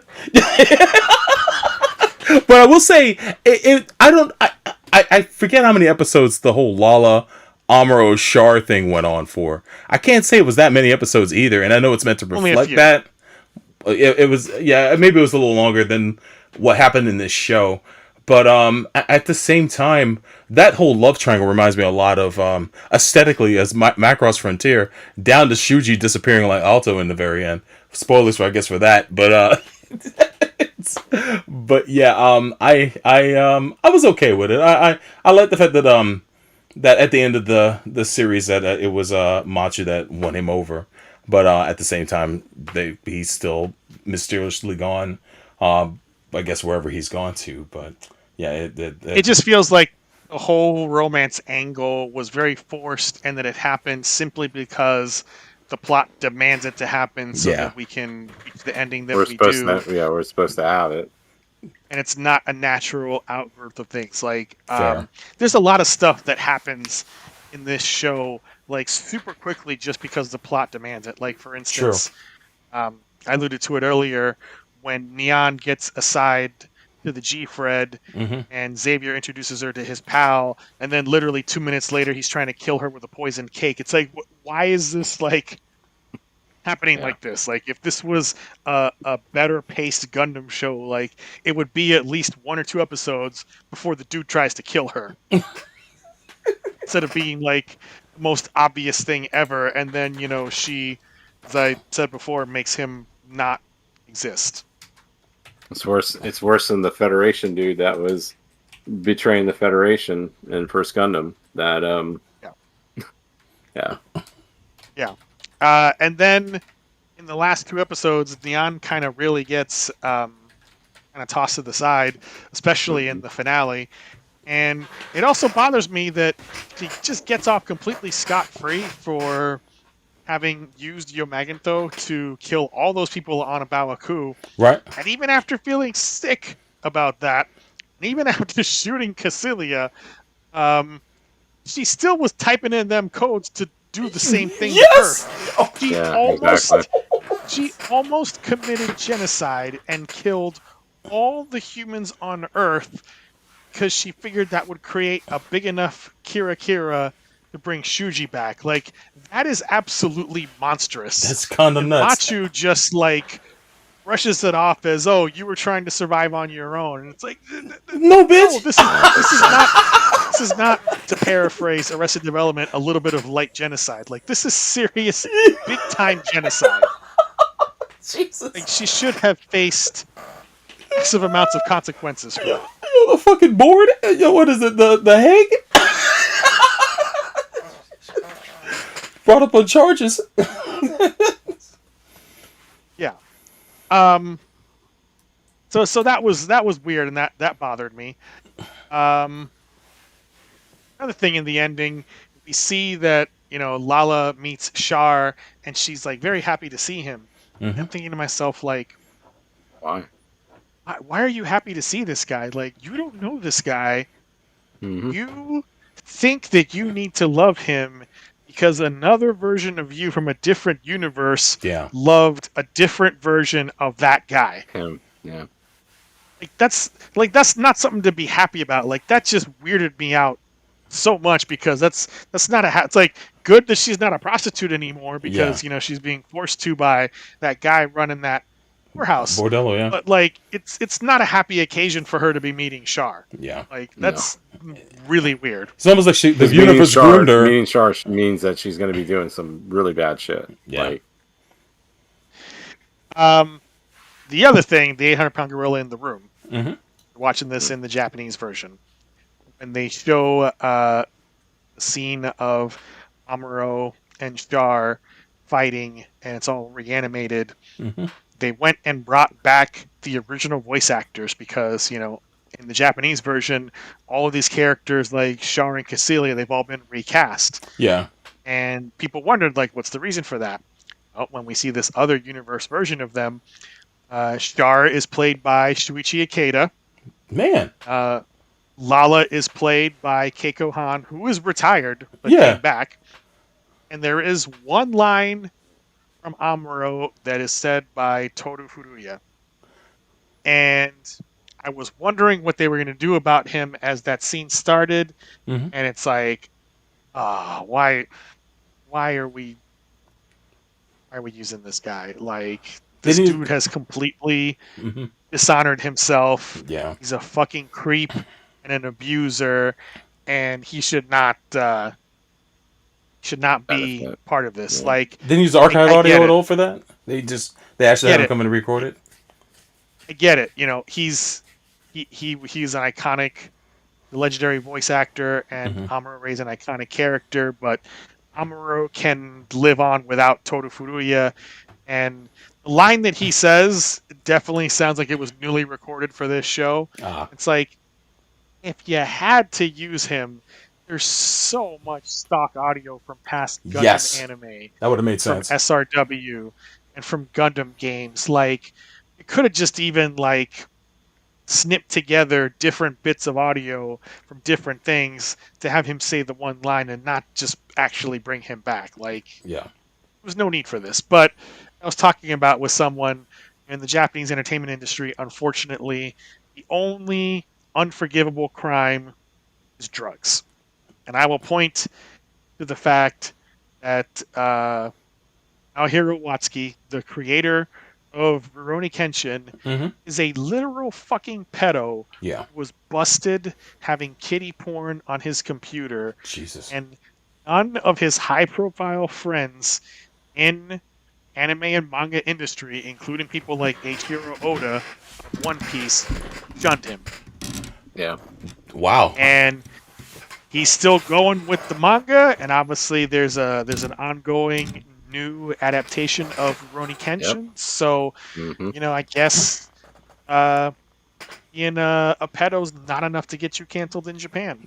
Jesus You know, Christ. but No, if it's not. he'd found with some cocaine instead, then, you know, he would have been tossed into the memory hole and been like, Rurouni Kenshin, what's that? Never heard of it. Which is crazy because if a guy has a drug problem, it affects him mostly. You know, it affects the people in their life, but mostly affects that person. Mhm. But a pedo, it affects the other person more so. Like it is a crazy thing, and I guess you just chalk it up to cultural differences. And I guess, you know, a little bit of, you know, domestic violence and emotional abuse also isn't enough to get you removed from this. I should also note, you know, because we talked about this when it happened, he got removed from a bunch of other roles, from Dragon Ball, from Detective Conan, I was about to say, yeah. He's like been mostly canceled, and the open question always was, what's going to happen with Gundam? Will it end up being that like his last anime role was Kukuru's Doan's Island? Well, the answer to that so far now is no. G-Quux. Yeah. So let's not ever use him against Sunrise. Also, like, you know, time is already like necessitating a recast anyway, because Shuichi Ikeda sounded kind of rough in those one or two lines that he said. It's like, oh, time. He's old. Yeah, the years are catching up with you now, aren't they? So we have other people who can play these parts now. I do want to note that the English dub, which I did not watch, but was done by I did. NYAV. Yeah. For these other universe versions, they brought back of the dub actors who portrayed these people in the origin, which I think is a nice touch. That's cool. I was wondering that. I meant to look that up, but it's a good yes, dub. For it to be day one is insane. Like, this is the first Gundam I've ever watched TV series that it was dubbed right off the rip. So it's nice to see that. So yes, Char was voiced by Keith Silverstein, who famously also did Char in the Origin, and before that, Full Frontal in Unicorn. Right. I have seen some of the Unicorn dub, and he's great in that. Amuro was voiced by the same guy who played him both in the Origin and Kukuru's Doan. Oh, that's so dope. And Lala was voiced by the same actress who did her voice in the Origin, so that's a nice bit of continuity. Going back to Keith Silverstein, now I understand why I got the Johann Liebert vibe, because Keith Silverstein also does the English voice for Johann Liebert in Monster as well. That's kind of wild. That's super crazy. So that's funny. I didn't know he was the voice of Char and those other things though. That's amazing. Yeah, I will say though, like obviously some of the MSG cast has already died over the years and have been recast for things. Now we have, some of these other characters with new voices in G-Quux.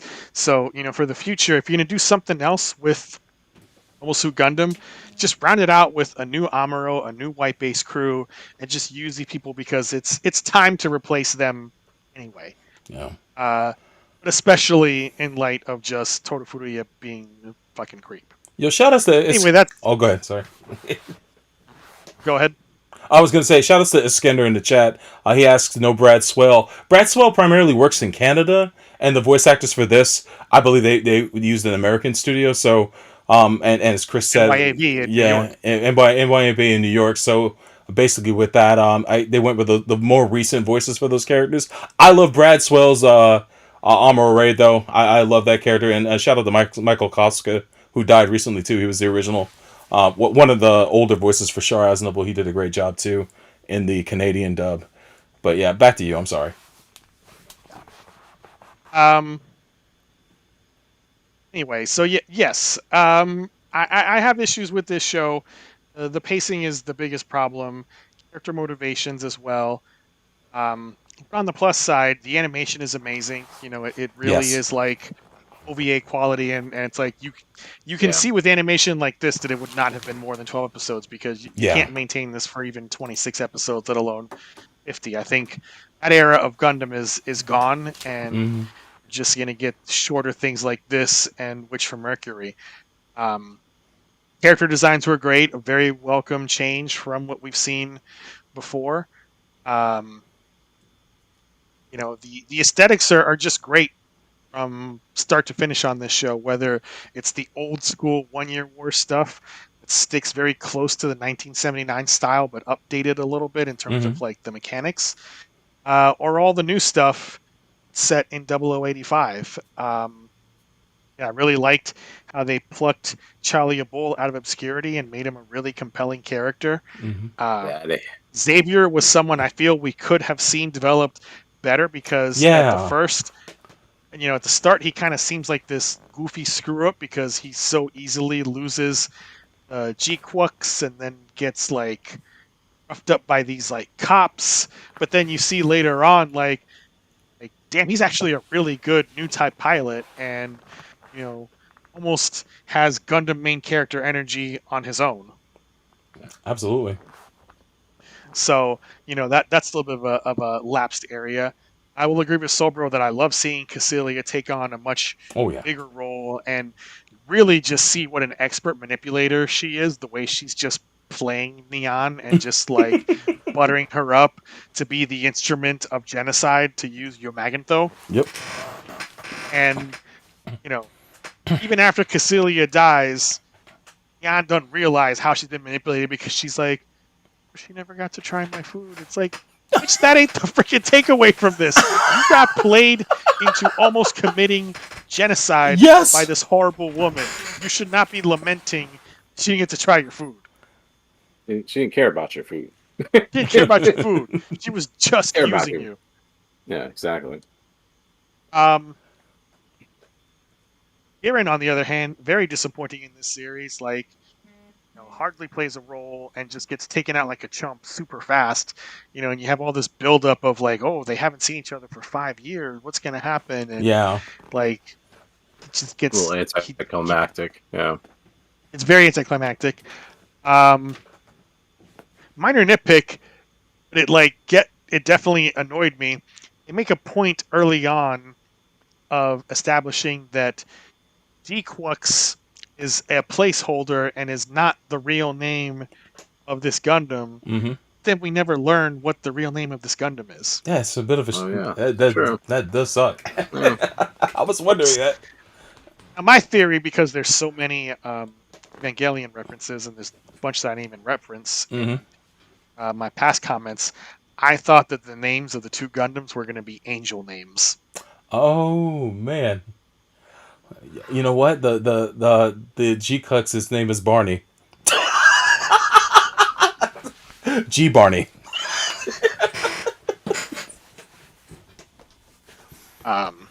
But whatever. I'm sure we'll find out in a kit manual what Oh yeah. the real name Bandai's was. got that. They got that question covered for you.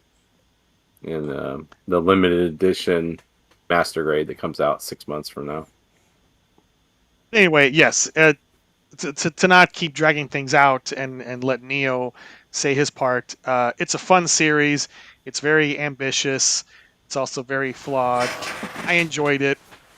You don't know how much someone will enjoy it if they're like a newcomer to Gundam. Then again, I don't know that there's necessarily a wrong way to get into Gundam, because there's so many people who fall into the gatekeeping trap of like, oh, you got to start this before you got to watch this, you got that. Yeah. It's like, you know what? Just watch whatever happens to end up in front of your eyeballs, and if you did it the wrong way but it still intrigued you, great. And if it didn't, okay, maybe it's not for you. So is this the ideal starting point for someone who's completely new to Gundam? Probably not, but if you feel like watching it, who gives a shit? Like, go for it. Yeah. Well, goddamn. I mean, after Solbro and Chris going on this, I thought they were going to love this a little bit more. I guess I'm the Are you the G-Quux lover? I didn't say I'm the lover. I mean, I'm with you guys. I do feel that it's pacing, and pacing's always an issue with me. I feel like they did the reverse of what I always complain about, where it kind of drags and then they speed up. They kind of sped up at the end here, but I mean, the pacing was off. It felt like they could have kind of stretched it a little bit better. I get the point of, what'd you call them? The globs? The Globshitos. Globshitos. I get it, but it's one of those situations, like, I feel in some ways this is the outreach to the older, the more seasoned Gundam fans. I feel like, for the last couple iterations of Gundam offerings, they've been so kind of different than what you usually get, and I think that was kind of like the olive branch to them. I mean, yeah, the whole Titans thing was pretty stupid, but I didn't hate it. I'm like, hey, this doesn't really make a lot of sense, and hey, these are the Titans, but why are they just like some like underground faction that doesn't really, like, okay, in the end they didn't really do shit, but oh, whatever. But it was cool to see Basco in his stupid glasses again. I mean, I didn't hate the inclusion of the Titans. I just thought the way they did it was half baked. It could have been better. It could have been better developed. Right, but I knew going in it was going to be only about 12 episodes. I knew that, I feel in the end I mean, let's be honest, they take the current thing of the multiverse, the multiverse storyline that everybody wants to do now. Mm-hmm. It is funny though, because in this 12 episodes of G-Quux, I think they've done a better version of kind of doing a multiverse thing, where Gundam was it? Well, I guess it was kind of multiverse because you always had stuff like Wing and all that, but it was never a thing of like crossing where, not going to say names, but Marvel, you have how many decades of like multiverse stuff in your source material, and you just kind of F it up in your movies and your series. So I felt it was kind of cool. I do like the concept of, it's a different take of the new type phenomenon. It's a different take.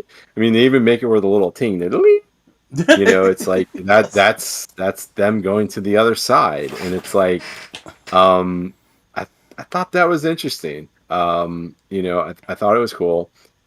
Yes, the whole retelling of the end of the 1 Year War was just pretty badass. The original Mobile Suit Gundam music that just shows up. I Ooh. mean, come on. Yes. How can you hate that shit? It's I so mean, good. You hate that. You hate puppies. You hate babies. I mean, you cannot hate the disco goodness of 1979 Gundam soundtrack. I mean, come on, man. There's nothing better than that. It's not only the countless hours of watching Universal Century, but playing all those damn games. Hell yeah, dude. All the different versions of the Gundam versus games and, Federation versus Eon, all that shit. Counters in space, all that crap. And it's just like, oh man, this is just, it's so good. The new characters, I had no problem with it. I felt it was cool. The clan battle stuff, I thought it was funny when that just came up because I'm like, oh shit, they're still just doing the MMO RPG stuff. It's like, okay, we still got to just kind of put it in there because there's going to be some type of real world tie-in to this. I hear you guys with the Sayla stuff, but in some ways it kind of gives the mystery. It's almost like the ongoing joke now, like Sayla's important, but she never says shit. Right. We never hear from her. She's super important. So to she's Morn. That's what you're saying. Like that's her role is to be Morn. She's basically Morn. Yeah. I mean, I think we've established that the last couple of decades with this. Is it right? Is it we know what the character is in different other versions of Gundam, different other media offerings of Gundam, and you're sitting there going, God damn, and I'm with you. If she's so goddamn important in this show, at least say something. Right. I mean, I'm with you there. But in the end, I thought it was pretty good. I mean, you get this weird feeling, and it's funny because you're kind of going along. You're like, I'll be honest with you, I wasn't expecting the multiverse angle. I really wasn't. But as you start kind of going through there, they keep going out, about Char's disappearance, and it's like, oh shit, the Rose of Sharon. Oh, what the heck is that? And then when you finally, it's like, oh crap, this really makes sense now.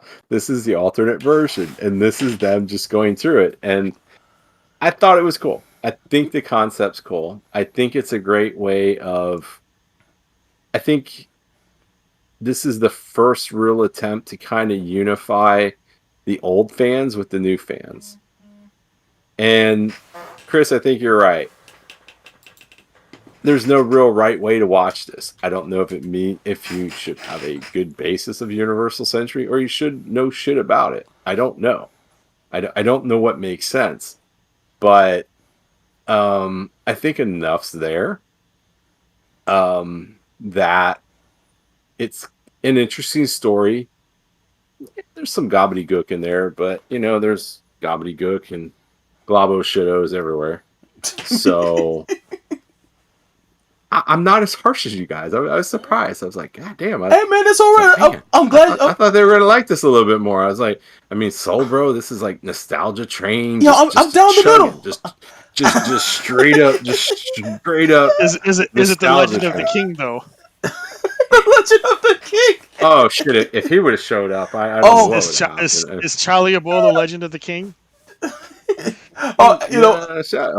Charlie was the shit. I'll tell you that I didn't really get to speak on him, but I love this character. He's a good stand-in for he's that cool character like Bright Noah, but even cooler than Bright in this. He was very suave and every bit the zaddy people were saying. Man, he's the shit. Dude, he is zaddy to the 10th power. Oh yeah, anime Pedro Pascal. I mean, like I said, if they ever do a live action version of this, exactly. He's just set there. I mean, He'll go all in and dye his hair green. Yeah, exactly. But it's weird though because I don't know. I mean, all of us have, I mean, the three of us, I can't say to the people listening, but the three of us have read the actual Mobile Suit Gundam novels. Yes. And they borrow a lot of him. Dude. In this. And I feel even with a lot of what's kind of going on with Char and all this other stuff, there's a lot just borrowed from those novels. Dude, they had I Giran's... have to give it big ups on that. They had Giran's secretary, man. I had to give him props. It's like, yo, that's a deep dive right there. Props to them.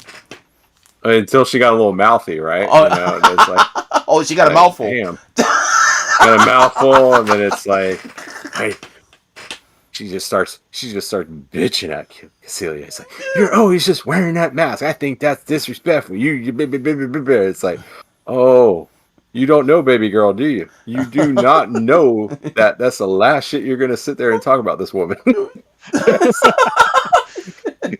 Because it's like, yes, you got your daddy Giran, but no, this is, yeah, she's the queen in this point. Boy, it's like, damn.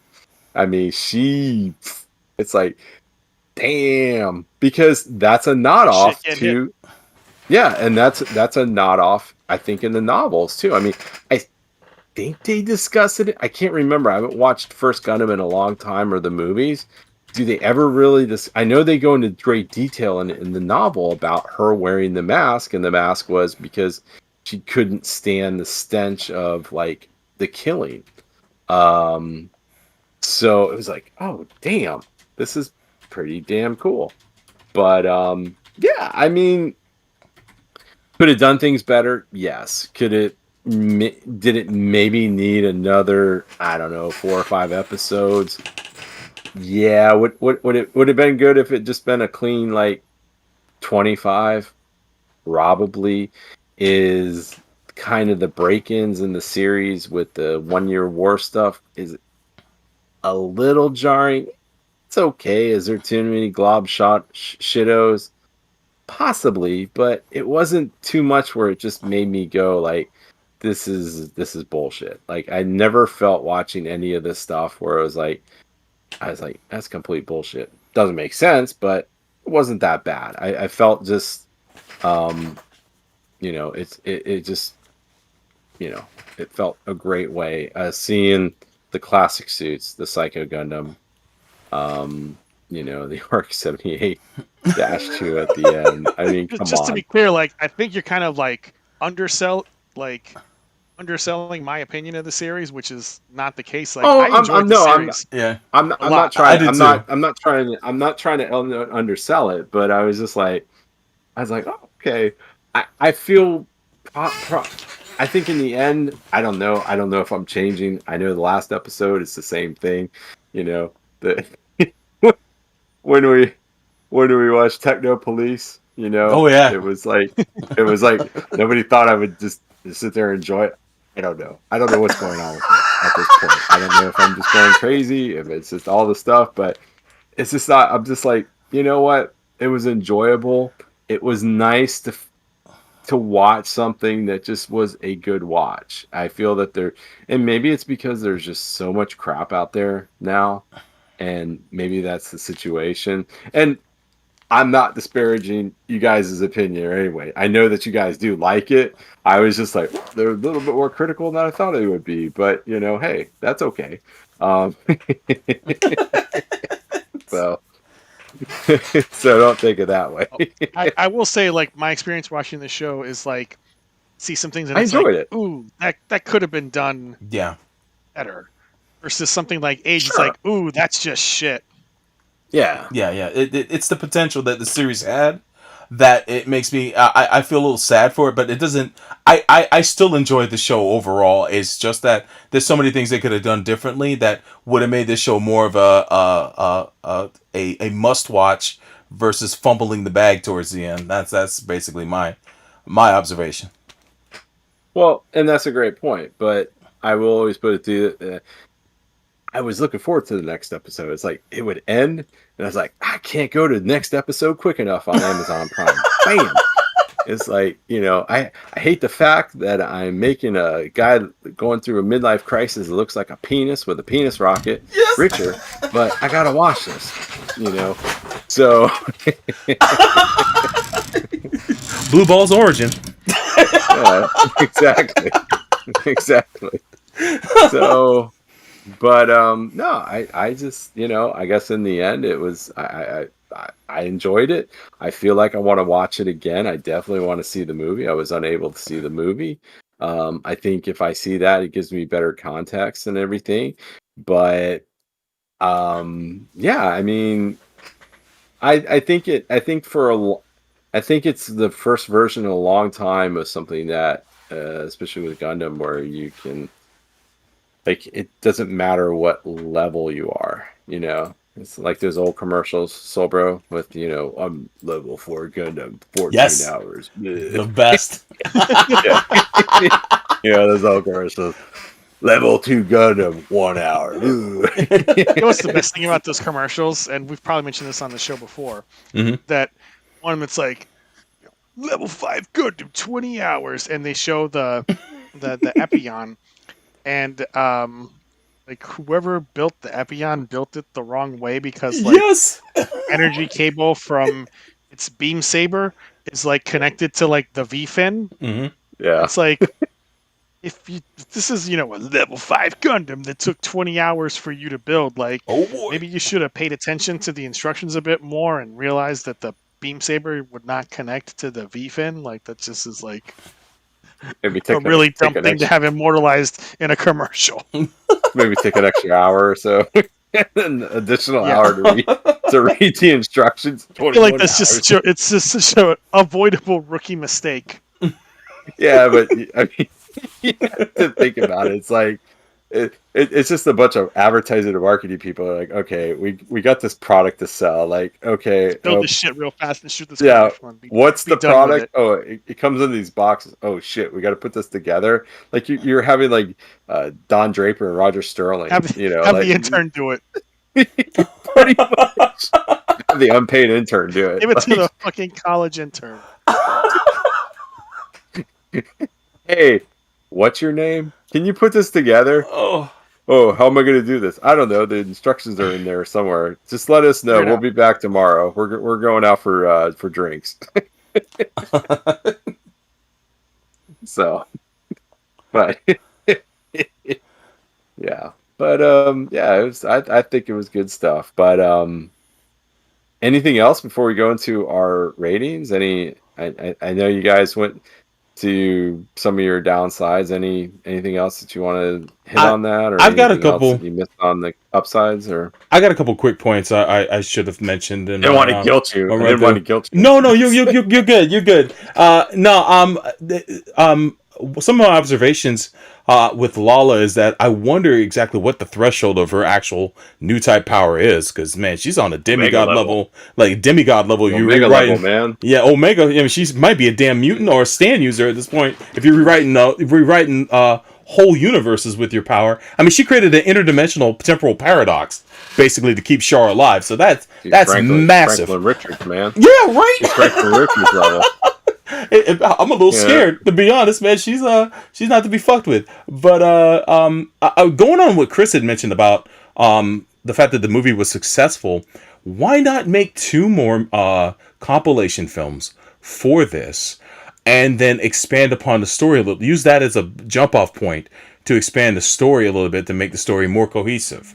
So in the second movie, you can get the middle episodes in there and maybe streamline some parts that might have been just spinning wheels, and get to the meat of the story a little bit better, and then do a third one to wrap things up and make that the concise story that the TV show couldn't afford to do. And I'm pretty sure they will, as Chris mentioned, because of the fact the movies did well. So I'm really looking forward to these compilation films. If they, it's licensed to print money for the most part. So maybe we'll get a rebuild of G-Quux.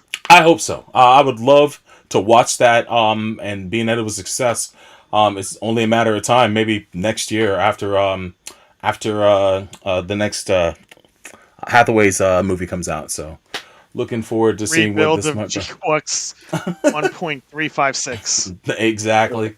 And maybe that's the problem though. You got to kind of you got to factor that in. So, bro, you ask for all that, and the way that they do these movies, I mean, like with Hathaway's, I mean, that might be like 2045 before we see the It could final be. version. It could be, Jack. You just never know. I mean, it depends on what they add or how long it takes to work on. But I hope they revisit this that way, and maybe that brings about interest for more stories in this particular branch of the Gundam universe. So I guess we'll see. But yeah, that's what I wanted to point out. Oh, I hope that Marvel consults with these people to see like what's a good way of like putting the multiverse in, because for whatever reason Marvel can't read their own source material, so maybe they need they need a consultant. Maybe it'll be Sunrise Consulting. Yeah, we're here just to tell you how it is. I'm Bob. This is the other Bob. Or actually, I'm Shin. This is the other Office Shin. Space. Yeah, they're gonna help them. Looking at the What chat, exactly is it that you do here? yeah, exactly. I see in the chat, shout out to Tim Chun. Tim writes, I wish we could have seen if Bernie lived in this timeline. Then as Skender writes, you are not hamburger. No, you would have seen them. Wasn't there a McDonald's in the background somewhere? A Whack Arnold's. There was a Whack Arnold's for sure. Whack Arnold. Yeah. Whack Arnold. They did do a big shout out to 0080. If you pay attention in the 6th episode, when they are smuggling the Psycho Gundam into Side 6 as air conditioner. Yes. The scene where they're talking to the customs officer is an exact shot for shot replay of the scene where Bernie is smuggling in the camphor. Oh, that's so dope! I wish I'd have seen that. That's why it felt familiar. Man, well, I mean, it's Side 6, and I was wondering if we were going to get like a Al cameo or something. But there's so many things. I mean, it's not necessarily the same. It's not the same colony. Oh, okay. Libot is Al's colony, but True. The setup is the same, and of course, I love the callback later when the Psycho Gundam starts rampaging through the town, and the customs officer is there, and he's like, "Why is the air conditioning unit turning into a mobile suit?" It's like, buddy, because you didn't pay attention to this obviously disguised mobile suit, very poorly contained in a freaking box. Oh. Well, I'm sure Garen went to True Social and was complaining about that.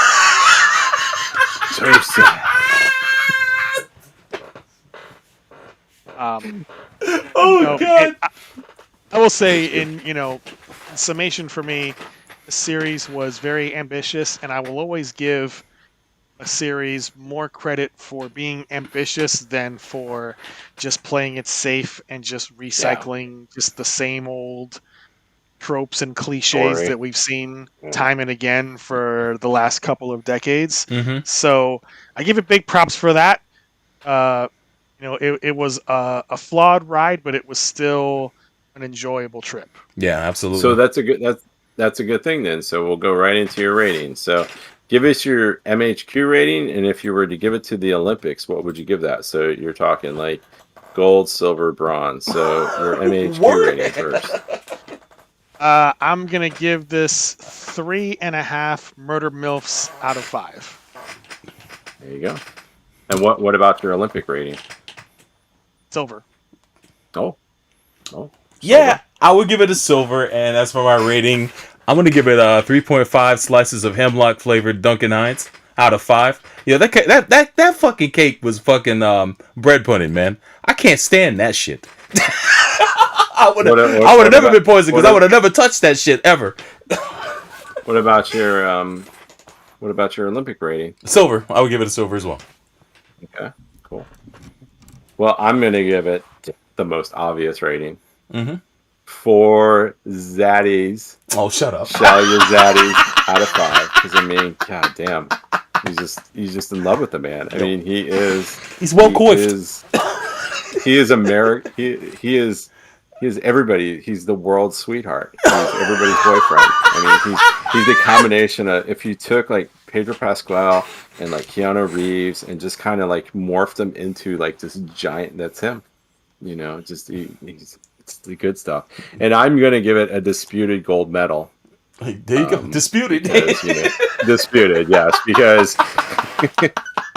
they're under investigation, and the And substances. Yes. yeah, the judge from Uruguay, he's suspected of taking like some type of like corruption charge or something like that. Competitors say that they see time clearly on substances.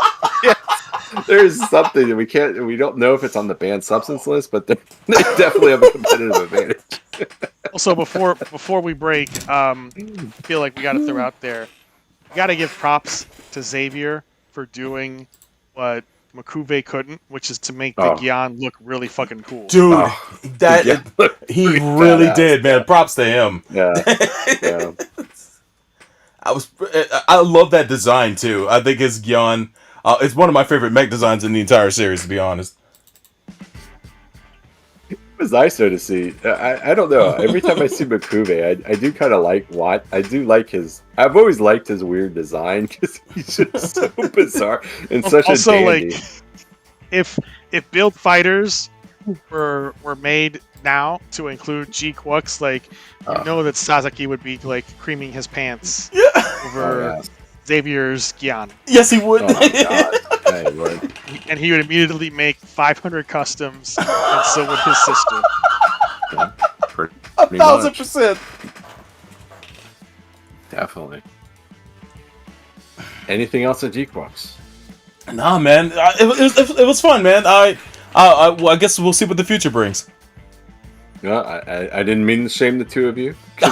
Shame. I felt that he coming back at me. I was like, I did like it. You're kind of shitting on me, but I didn't take it. I didn't take it an offense at all. I saw what it could have had, and it's like, shit, man. It didn't hit at the end. If they stuck the landing, it'd be a whole different story. But it's still good. I still encourage people to check it out.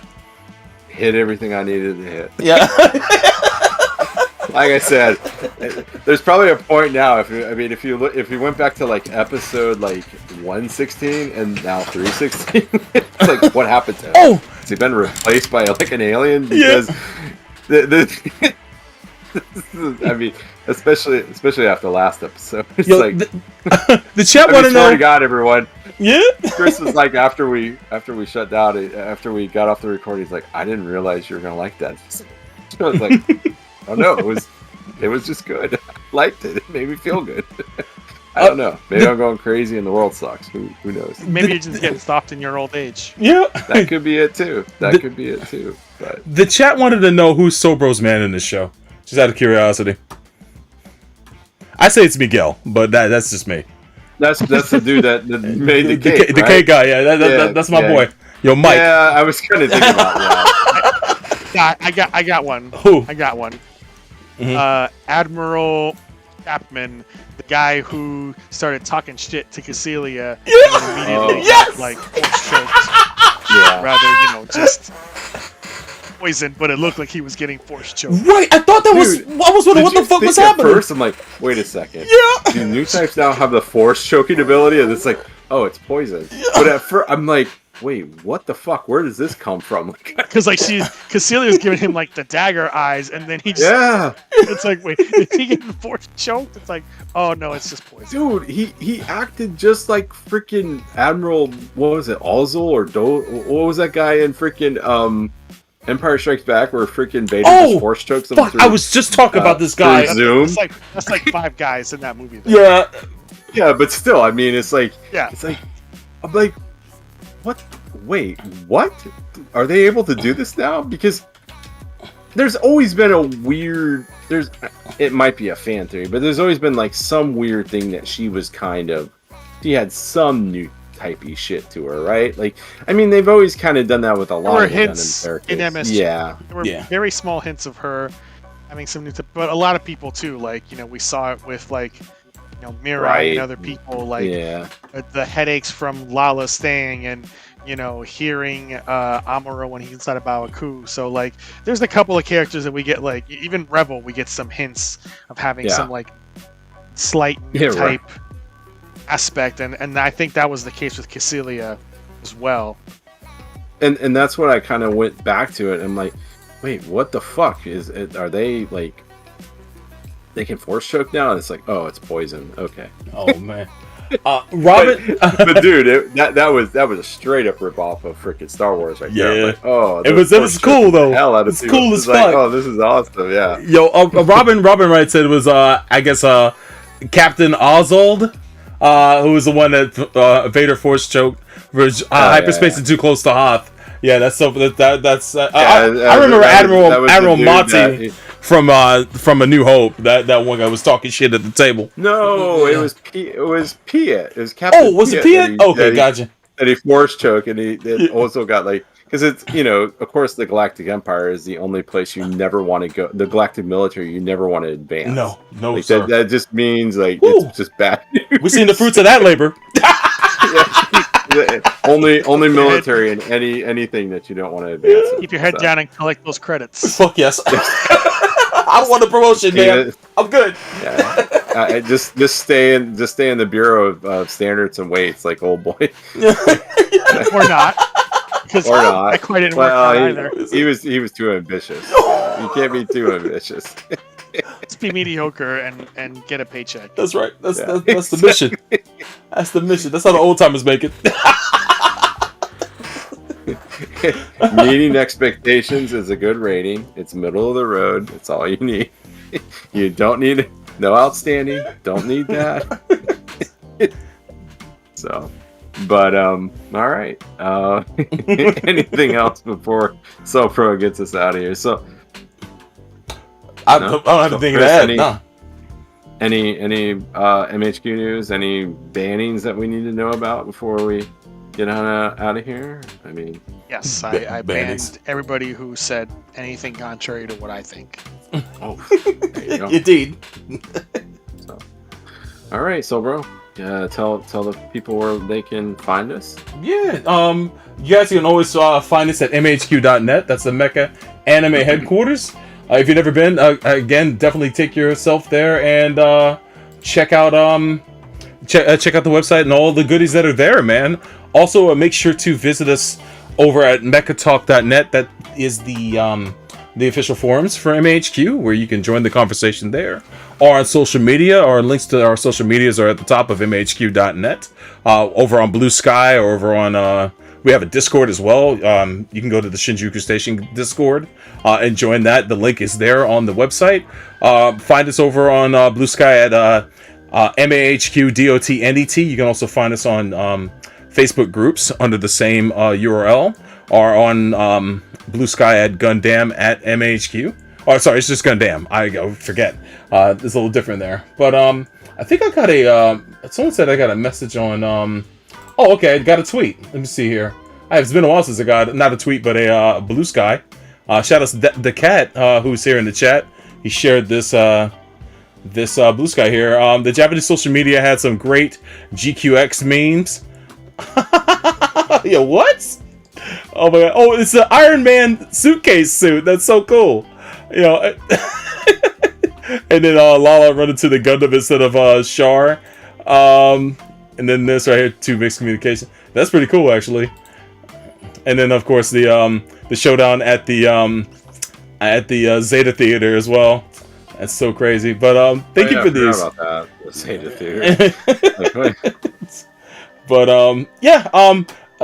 This is side-by-side comparison of the Amuro fight. Well, I'll have to show that some other time. But thank you very much for submitting these. The cat. It's good to see you, by the way. It's been a while. I didn't even know you're on Blue Sky, so let me follow you, man. Oh, I already do. Okay, well, fix my face. But yeah, other than that, man, I don't have much else to say. You guys know about the audio episodes being up over on podbean.com. So go there and visit that if you want to listen to those. And make sure to hit the thumbs up here on YouTube and subscribe over on twitch.tv/FightersReady. And thank you guys so much for watching the show tonight. Be back in a few weeks with next episode of Gundam and MHQ. You listen to episode 316, our review of G-Quux, Mobile Suit Gundam G-Quux. So we'll be back in a few weeks. Talk to you guys later. Bye.